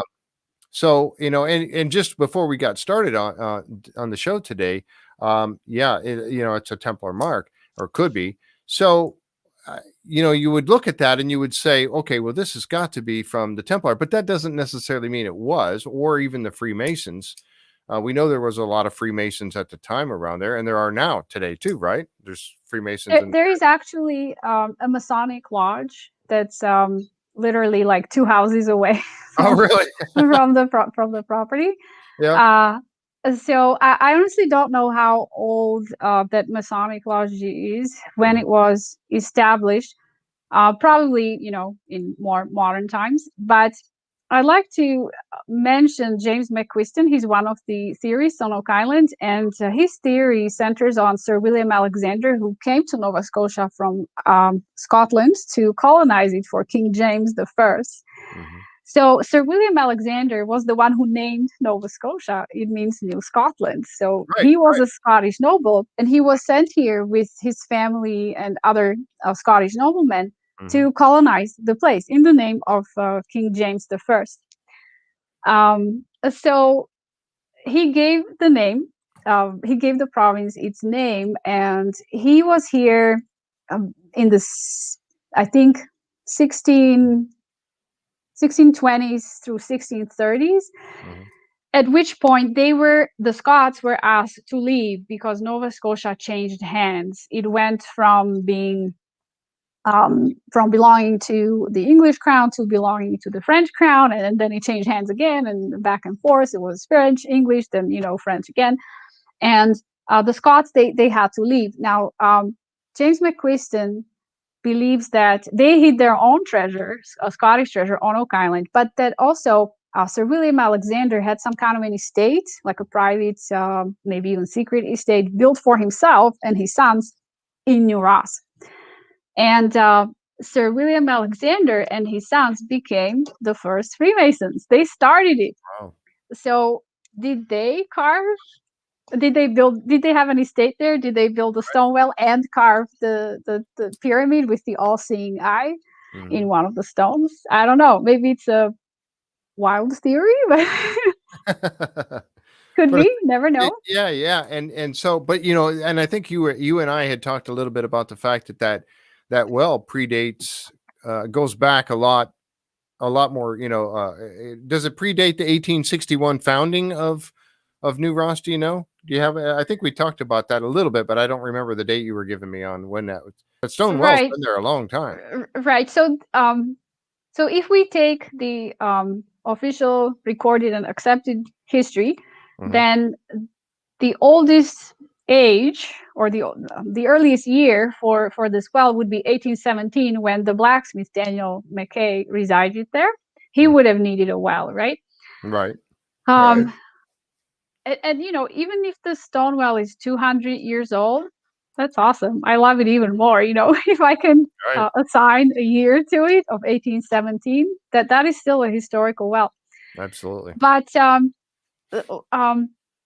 Harris, she hired a Mi'kmaq man to help her around the house and the backyard, and he told her that the Mi'kmaq people who lived in the area of Gold River, that they used to come to what is now New Ross, and that they drank water from that well before the town was founded. So according to Joan, the local Mi'kmaq tradition says that the well was already there before the town was founded in 1816. Wow. That's fascinating. really is, and because that goes back, so That would and go back over 100 years, correct, or more? yeah, exactly. And so, and there's really no way of, I guess, or going to be a chance of getting that thing dated to find out when it was made. But that's just too coincidental. And the same thing goes. And I know you and I talked a little bit about the stones that were found underground, and the fact that, and I don't know how much you want to do, possibly even share about that, but the stones that were found on the property, and the fact that they seem to make some sort of a foundation, and the fact that you were basically, over the time period, nobody really wanted to pay any attention to that. When Joan, I guess, had some people come out and look, and they didn't. They're like, oh yeah, there's really nothing to see here. It just could have been an old farm or whatever, or the stones don't mean anything at all. It has to be a little bit frustrating, because there sure seems to be some history there that we'd all like to know about. I know you probably are just dying to find out more about that. And it doesn't seem like anybody really cares. That really. Well, they did care enough to answer her letters and come. So it was, I believe it was 2 archaeologists who came from Parks Canada. At the time, it was Parks Canada who was responsible for archaeological excavations, I believe. Mhm. It was a man and a woman, and they came, they inspected the place. They took a good look at the foundation that Joan Harris had uncovered. They considered all of the artifacts that she presented to them. And, I think they were polite but firm, and they said, we are sorry, but this looks like standard, 19th or early 20th century stuff. I think she was maybe disappointed or even heartbroken over that, yeah, but absolutely. she couldn't convince them otherwise. And I have to say that I understand completely where the archaeologists were coming from. Even if I invited an archaeologist there today, he would tell me the same thing. There's nothing special about this place, or like nothing to indicate that it's pre-colonial. So I just don't have evidence to support anything else other than Right. the year 1817 when the blacksmiths moved there. Right. So Right. Exactly. Wow. That's and good. if I were Yeah. an archaeologist, I would want the same. Show Oh, me the absolutely. evidence. Like, what have you got here, lady?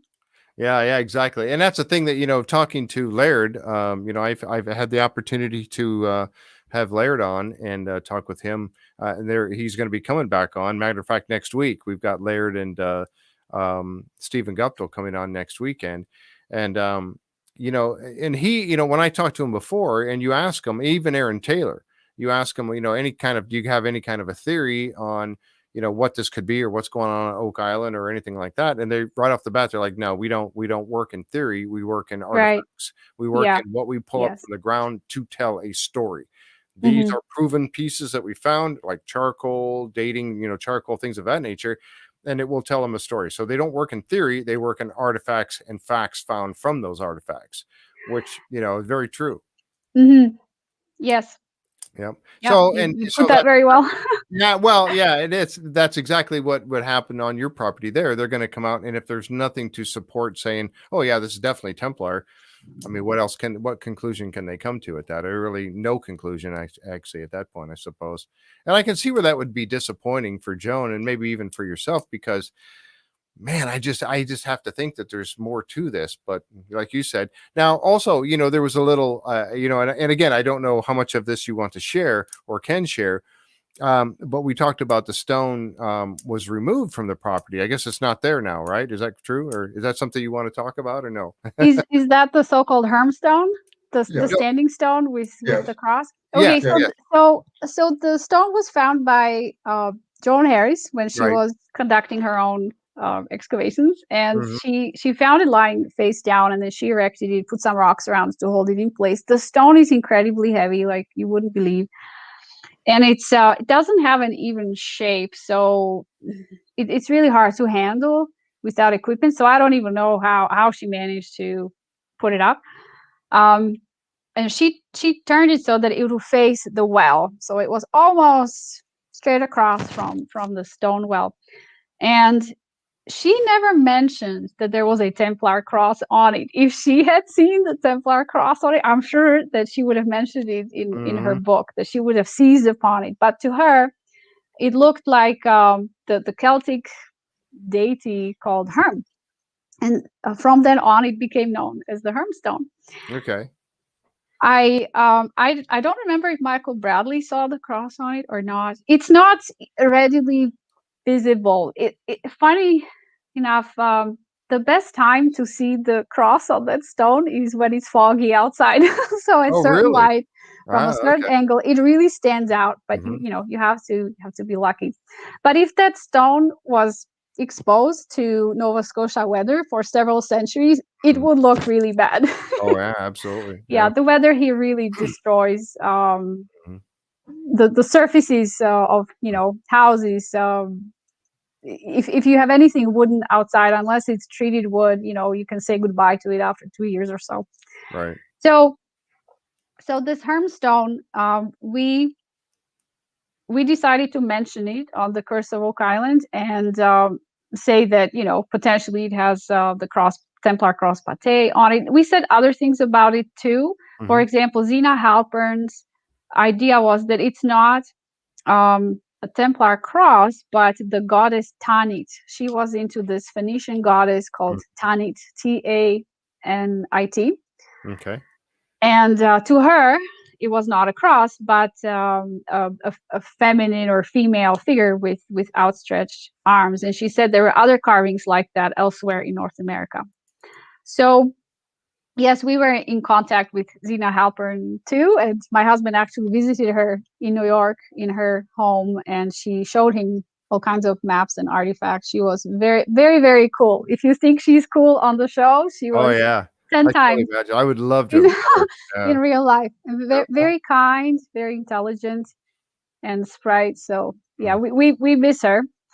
And it was nice that they preserved all her papers on Oak Island, that she gave them to Rick. Yeah, that was actually a good move. So I believe it was her son who sent the papers to Oak Island. Certainly, her work is the most appreciated on Oak Island, right?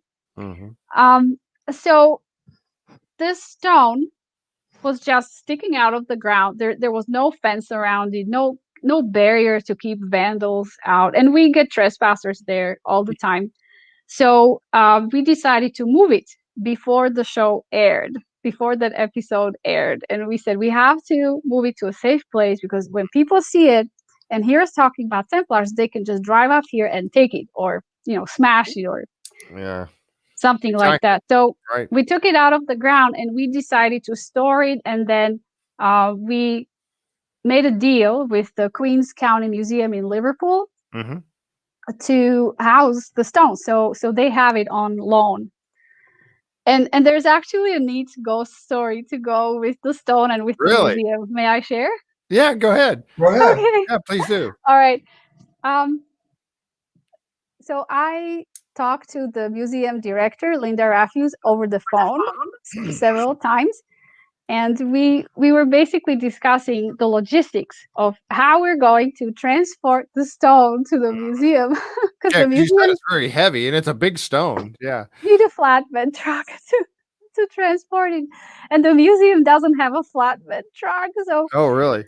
So my husband ended up delivering it to Liverpool, and then the museum hired somebody to transfer it from his truck to inside the museum. They had a truck with a fork, or like a forklift. Okay, yeah. And they were able to lift the stone and then insert it into the museum through the doors. It was quite fascinating to watch. So while I was on the phone with Linda, our stone was still in the ground at New Ross, and at that moment, one of the museum employees, whose name is also Linda, was walking by the museum ship that they have on exhibit inside the museum. And she noticed there was a ghost standing on the deck of the museum ship, looking in the direction of the director's office while she was on the phone with me talking about the stone. And what was interesting was, not so much that there was a ghost in the museum, but that the ghost looked like a medieval knight in a Really? helmet, Oh, in wow. armor, with Oh. gloves, and a very stern look on his face. Really? Really? Yeah. Yeah. And Wow. I want to add that the woman who saw the ghost, the other Linda, she was not aware of the fact that her boss, Linda Raffius, was speaking to me about the transfer of this At stone that from time. Neuros to the museum. It was just between me and the Right. museum And that director. ghost is So probably thinking, no, you're not bringing that thing over here. maybe well, if he came from Neuros, I would say he was checking out the museum to see what was suitable for. Oh, maybe you might be Oh, right. You Yeah, might he be was making right. sure it was. yeah, Yeah, he was making sure yeah. it was suitable for the stone to be there. That's funny. That's amazing. Because I know. Well, Yeah. yes. Well, we got some. We invited psychics, or they invited themselves. I don't remember. For the property near us, we wanted to see what they had to say about it, right? So we can't look underground with instruments without a permit, but we can use the psychic's third eye to scan the place and tell us what's there. And they told us all kinds of things, and one of the things that they picked up on was that there's a guardian ghost or guardian entity. Right. That's what somebody Yeah. was just saying. That was Yeah. Michelle just said that the stone has a guardian. Stone has a guardian, yes. Yep. And we were told by the psychics that yes, there is a ghost that guards the place, and that he's kind of standoffish and a little disagreeable, and that he's French, tall, thin, and French. That's very interesting. Wow. Yes. And I know that, Gretchen and I kind of talked about it, some of the paranormal side of things too, because she is somebody who I believe is, some people are, and again, that's a paranormal is a talk for a whole completely different show. But I am a person who kind of follows the paranormal side of things. And there's some people out there that are kind of, more intuitive to paranormal influence than others, and I think she is one of them, and you may very well be as well. But I know that she gets a feeling about certain things. Now, some people brush that off as oh, that's just malarkey or whatever. They don't believe in it. But if you are somebody who does pick up on that, it's an incredible experience, and I've had a few over the course of my life too. But again, that's kind of a discussion for a different show. But that's very interesting that you bring that up. Now, what I'd like to do, excuse me, I need to get a drink of water here as well. What I'd like to do is start to open up a little bit for some of our guests. Our members. We've been on for about an hour and almost 45 minutes now. The time has really flown by, and I would like to say now I've asked everybody to kind of hold off on their questions, Okay. and we do have a few that are coming on. If we could cover those, Henry DeWitt actually put this one up, and he doesn't have his name on here, but he was asking about if you could read that there. It says the area of Lunenburg, Nova Scotia. Luden, I know I'm saying that wrong. Nova Scotia. Thank you. Yeah, used to be called. I'm never gonna. Mirligash. Thank you. Prior to the English-German Protestant settlement in 1753. Do you know the name of that Scottish, the origins, I guess? So the name Mirligash can be actually seen on French maps, the early French maps of Nova Scotia. They mention Mirligash, and even there's one map from, I think, late 1600s, early 1700s that shows Mirligash River. And I'm trying to figure out if the Mirligash River meant the Gold River, because on that map portrayed as being next to, like, a major river next to La Have River, and La Have River is by Bridgewater, modern Bridgewater, and then the next greatest river, I think, could be the Gold River. So yes, we know that there was a Mirligash River that looks like emptied into Mahone Bay. So again, that's another clue that Mirligash meant Gold River. Right. And James McQuiston mentions Mirligash in his books. He did some research into the origin of that word, and he says that it means old alliance or something like that. So I I have one of his books with me, but I don't know if that's the one where he talks about it. So it's actually a great question for James McQuiston. But yes, Mirligash is a very odd sounding name. It's not from the French language. So I would say it's probably Gaelic, Oh, okay. And Gaelic would be Scottish. Right.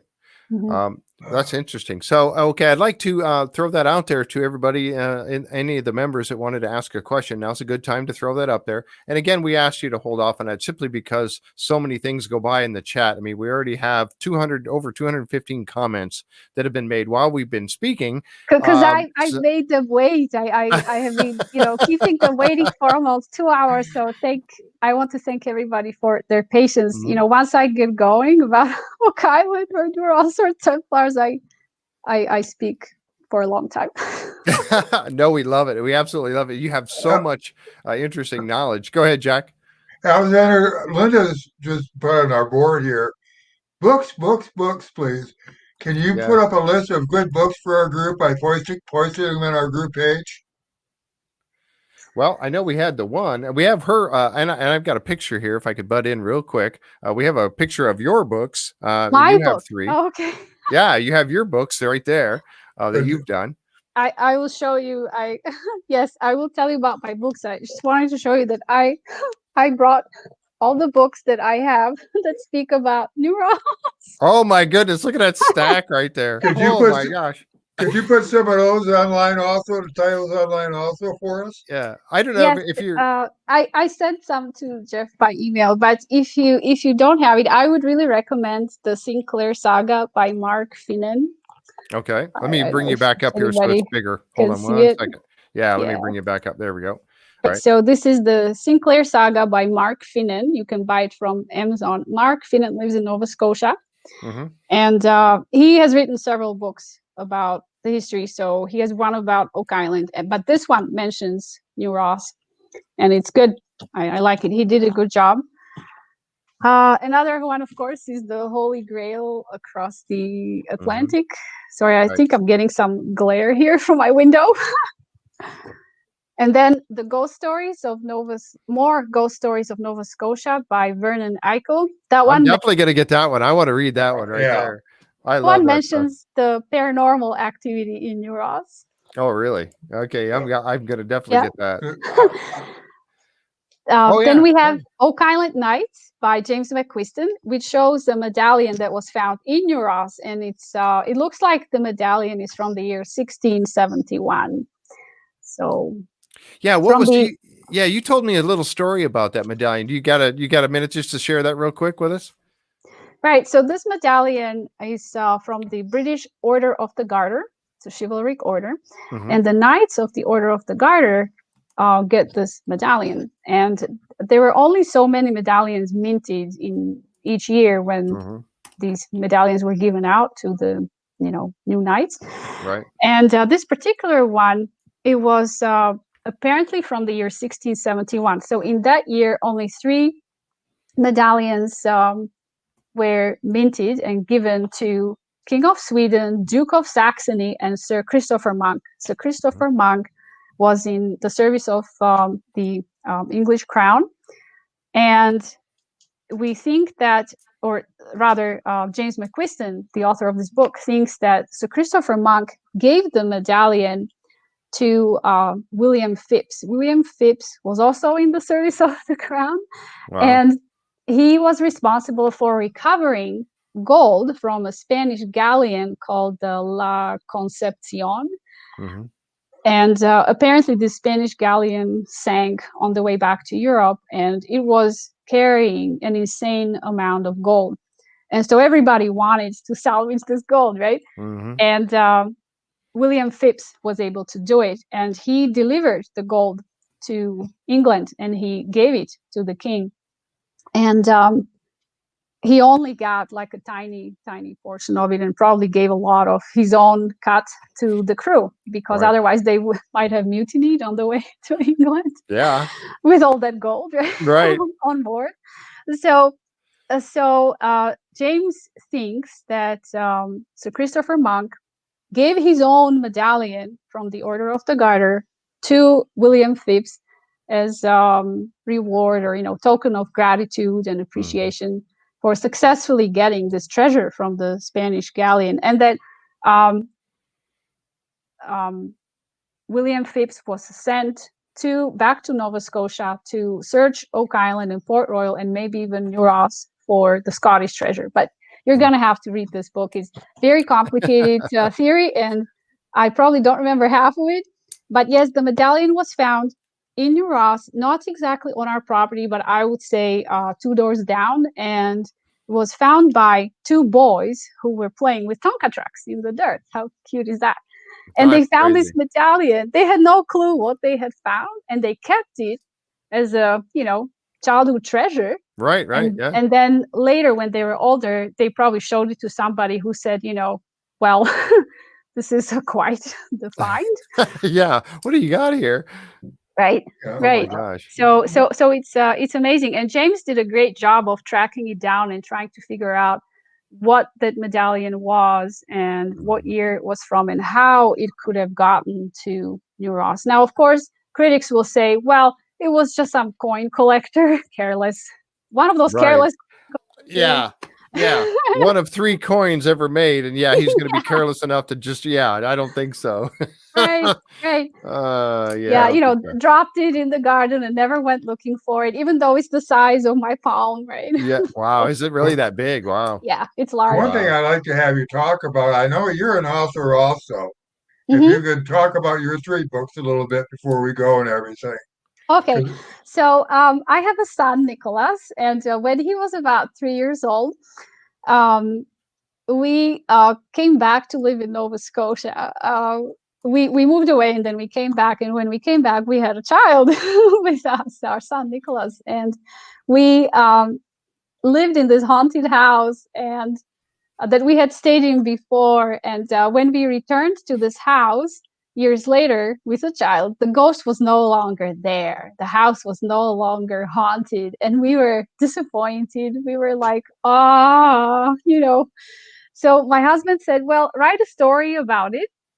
About our experiences with the ghost and the hauntings, and maybe weave Oak Island into it.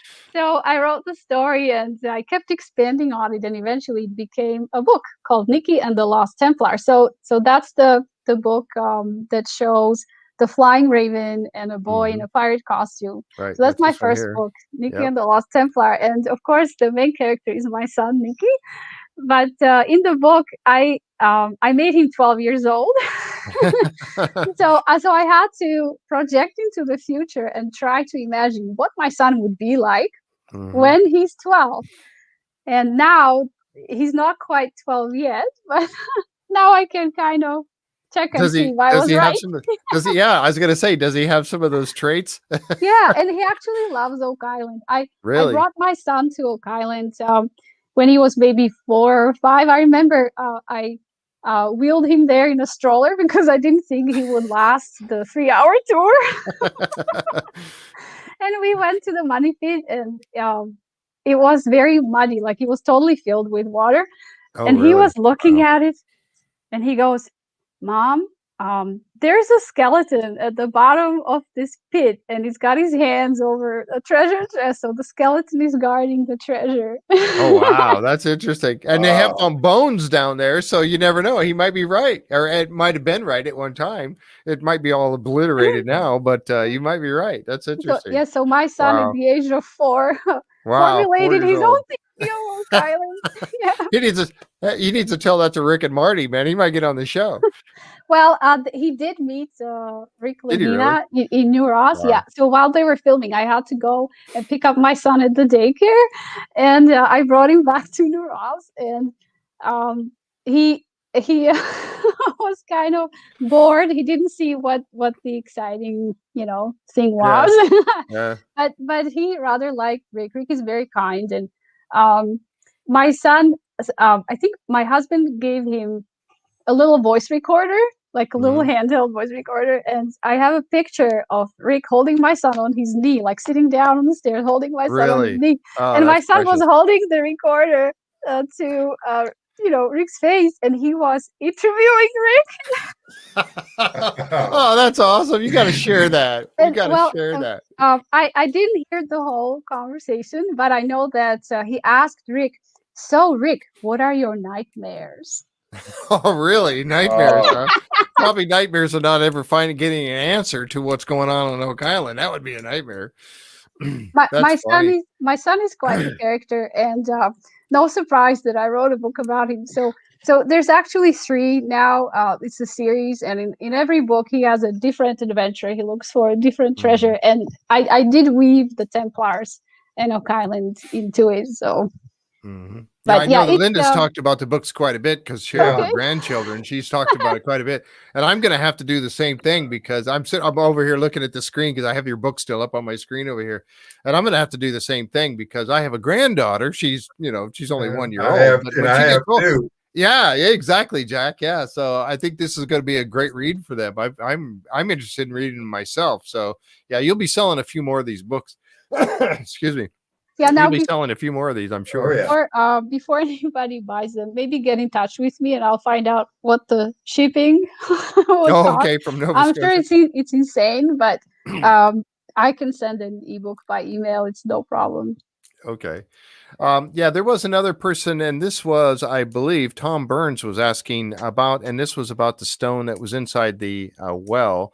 Did anyone ever check to see if the stone engraved with the triangle in the well was from the same era as the other stones, or could it be possibly be from another source? So I didn't know. And again, I think you weren't able to really do too much with it. That's actually a really good question, but I don't have an answer to it yet. We haven't really tried to compare the stones inside the well to see if they are all the same kind or, of different kind, and if maybe the one with the triangle stands out, like maybe it's a different kind of stone, different color, or we have to go back and investigate. But if you want to do anything in that well, you have to pump it out, then you have to put a ladder down the well and go down the ladder and inspect. I've done that myself. Oh, have you really? Yeah, I've been down the well, and it's very cool. Like, the pictures don't do it justice. Just imagining how it was constructed, right? Like, there couldn't have been very many men standing down on the bottom when they were trying to fit those stones and around it and do it well. So maybe like 1, maximum 2 guys in very close quarters. So it was a great feat to build the well. Jeff, I think I sent you a photo of the well. Did I not? You did, and I was just, as we were talking, that's why I was looking over here, because I was trying to find it, and I'm still going to continue to look for it. And in the meanwhile, I'm going to put this one up. This was pretty neat that you had shared with me. So this is a younger version of me. I think I was 22 or 23 years old here, and I'm sitting on top of a stone well. well. In the courtyard of the palace of the Knights Templar in Rhodes. So the arches behind me, that's actually part of the palace of the Grand Master of the Knights Templar in Rhodes. Wow. So already the Templars were, casting their shadow over me 20 years ago. Yeah, that's fantastic. Yeah, that's and that's one of the ones I had to share, that one, because that's really a cool picture, and it sparks, because we wonder sometimes, I look back at my history of where did I get involved with my passion for the Knights Templar and all of this, well before I was also somebody who had read the article seen the article in the Reader's Digest that Rick and them had seen, talking about Oak Island. I remember that as a kid. And, the whole stories about Treasure Island and all that sort of thing, you get that fascination for that sort of thing. So we always ask, where did you get your passion from? Where did that spark come from?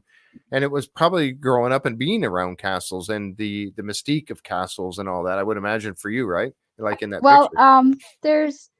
There's a medieval castle about 30 kilometers west of my hometown in Slovakia, and it used to be owned by the Knights Templar in its earliest years. Yes, and there is a stone well at that castle. It's protected. It's inside of a building, so it's enclosed.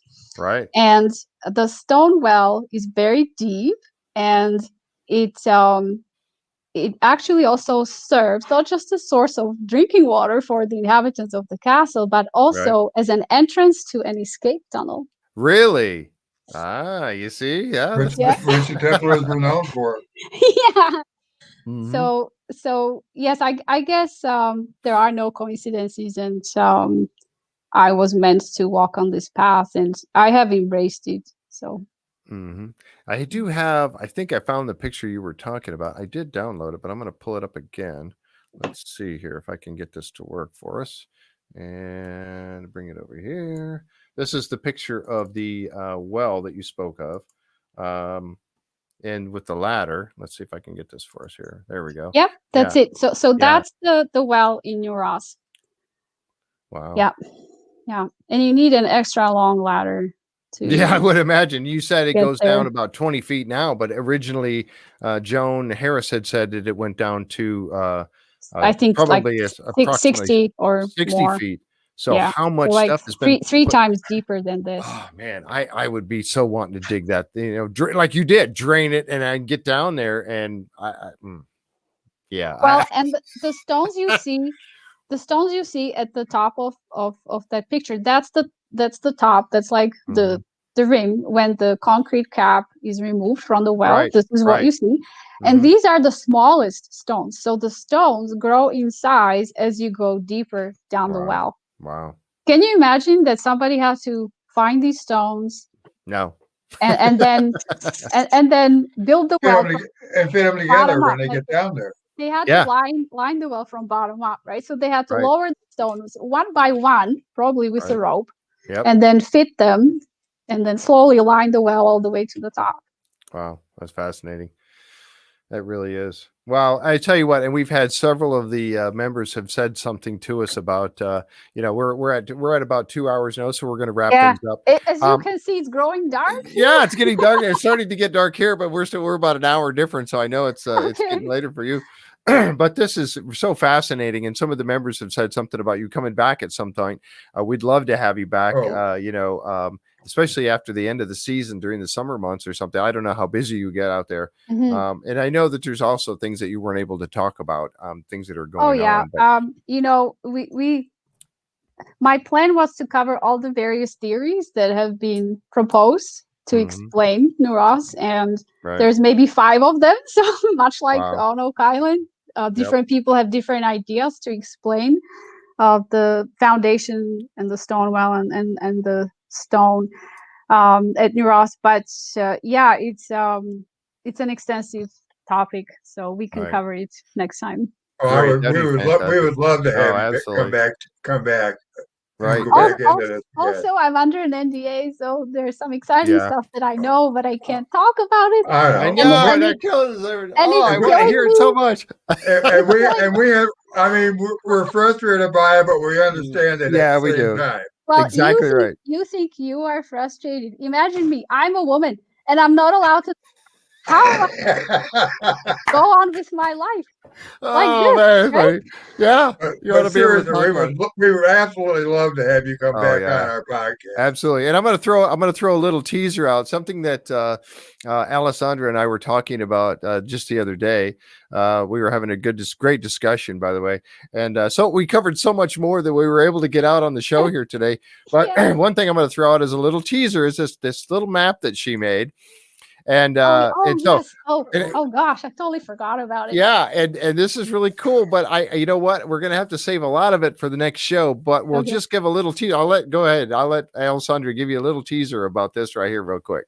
So while I was reading scholarly books on the history of the Knights Templar, I wanted to know about Templars in different countries. So not just the French Templars, but also British Templars, Portuguese Templars, Spanish Templars, but I don't speak those languages. Like I don't speak Spanish or Portuguese. So I tried to buy the books in English that I could read about Templars in these different countries. And there was one that I really liked. It's about the Knights Templar in Britain, and it had a list of Templar castles in the Middle East. So when Templars joined the Crusades and established themselves in the Middle East, they owned several castles. And there was a list of these castles in this book about Templars in Britain. And I was going down that list, and I was looking these castles up in Wikipedia and Google Maps and Google Earth. I wanted to know, right? And I saw three names that really struck me as odd. One was Castle Montreal, the second one was Toron, and the third one was Castle Destroyed. And I totally apologize to French audience that might be watching this. I don't speak French, so I don't know how to pronounce these names in French.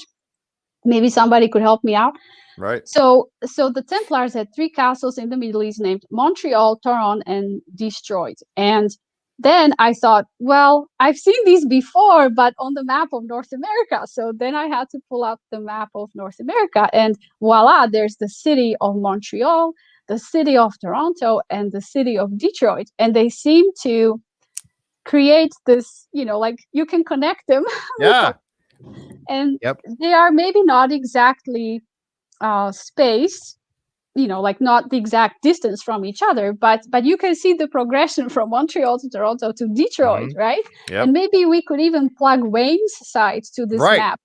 I made this map before I met Gretchen and Wayne, so I didn't know about the Mohican Reservation in Wisconsin and how they have this what looks like a Templar site in Wisconsin. So Gretchen proposed that Templars who came to North America set up these relay stations, and if these three cities maybe started off as these Templar relay stations, then maybe the names are way older than we think. So maybe Montreal, Toronto, and Detroit, maybe they started off as names of Templar castles. I don't know. Right, or at least Templar settlements or something that. And again, we're going to save this because this is really great information. Because in talking with TTNA Templar, of North America, the group of Wayne and Gretchen and Sean Williamson, and soon to be more. We talked about them coming down through the St. Lawrence Seaway and making their way through the Great Lakes, and like you just said, on their way over, they would have had outposts. I know it doesn't. Well, anyway, we're going to cover this some more on the next one because when we have more information, and I know that, like you said, going on down, this could very well have been the path that they took, and so and as Gretchen said, they had to work with the indigenous people here because it's either that or fight them. And you're going to want to work with them and be friends with them as you're making your way, and that language will get passed on. Well, I think that's a no-brainer. Templars who plan to stay in North America would have had to secure alliances with the native people, and that was the smart thing to do. So if they had some kind of camps or outposts in what's now Montreal, Toronto, and Detroit, maybe these names stuck even among the native population. Because, when you go to a foreign country, you start picking up the language, right? Exactly. Yes. Yep. Yeah, exactly right. I know some swear words from all kinds of languages. I can swear in Finnish, German, Czech. I can in a few languages as well. Yeah, I know exactly what you mean. And I haven't even been to Finland, so there you go. So when you meet people from other cultures that speak other languages, the first thing that you exchange is language. Yep, absolutely. Right. Well, this has been absolutely fascinating, and I know that we're going to have you back because there's just so much more that we, like I said, we talked about on the phone the other day that we didn't even get to today. This has been absolutely wonderful. And it's been such an honor and a pleasure to have you on, Alessandra, and I cannot thank you enough. And please, please, please come back so we can cover some more things. I know we're at the 2 hour time limit there, or 2 hours. I'd like to try to keep these to 2 hours. It gets a little bit uncomfortable to sit for so long to go beyond that. And I have to go and see what Tim and Nicholas are doing. Yeah, there's probably a riot, going on downstairs. Well, we certainly don't want to. Yeah. So I thank you again so much for coming, and thank you for coming. Yeah, and members, thank you for being here too for this. And this will be on. It's going to be recorded. It's staying on YouTube. It's staying on Facebook, and there will be a lot of people that will comment after the fact. If you get an opportunity, and I ask this of everybody that it comes on the show, if you get an opportunity and try to find some spare time to go back and kind of go through some of the chat. There's over 273 now comments, and if you get an opportunity to go back and look over those and maybe answer some questions that we didn't get to on the show today. But thank you again so very much. I will do that, and I will probably watch this later to see what kind of crazy things I said on camera. And yeah, because it's live, so it's out there no matter. It's out there. Even after Oak Island aired, Tim and I we watched it like this through our fingers. Yeah. So hard to see yourself on TV. Yeah. And then we thought, we said to each other, I can't believe I said that. Why did I say that? I should have said it differently, but it's too late. So So hopefully your audience will forgive me, and I will go. I will watch this. I will go through the comments. I'll try to respond, and then make some notes for myself and some points that we can discuss in the future, because we barely covered Neuros. I know, we really did. We just scratched the surface. I know. We got some more. So we will. You heard it. You heard her say it. We're going to have a part 2, and we'll try to get this scheduled as soon as we can so we can continue on this. It has been absolutely fantastic. We can't thank you enough. And again, I would like to just say to those of you out there watching on YouTube, or anyone that goes out to YouTube later, we ask that if you like the content that we've put out here today and other videos that we have, please give us a like. It kind of gets us an idea of what's going on with it. Give us a like if you liked it. And I guess a thumbs down if you didn't. But, you can just do with the like. I kind of prove those. And subscribe if you would. And it kind of gives us a better idea of how we're doing and putting out material like this. And again, Alessandra, thank you. So from the bottom of my heart, thank you so much for coming on. There will be a part 2. Thank you as well. Thank you, Jeff, Jack, and Linda, the woman behind the throne. Yes, I know she does. And we know, we've said it before. Linda does all the hard work. She really does. All right. Thank you, members, for coming. I really appreciate it. We'll say good day to you all, and we'll be back. All right. Bye-bye. All right. Bye. Good night.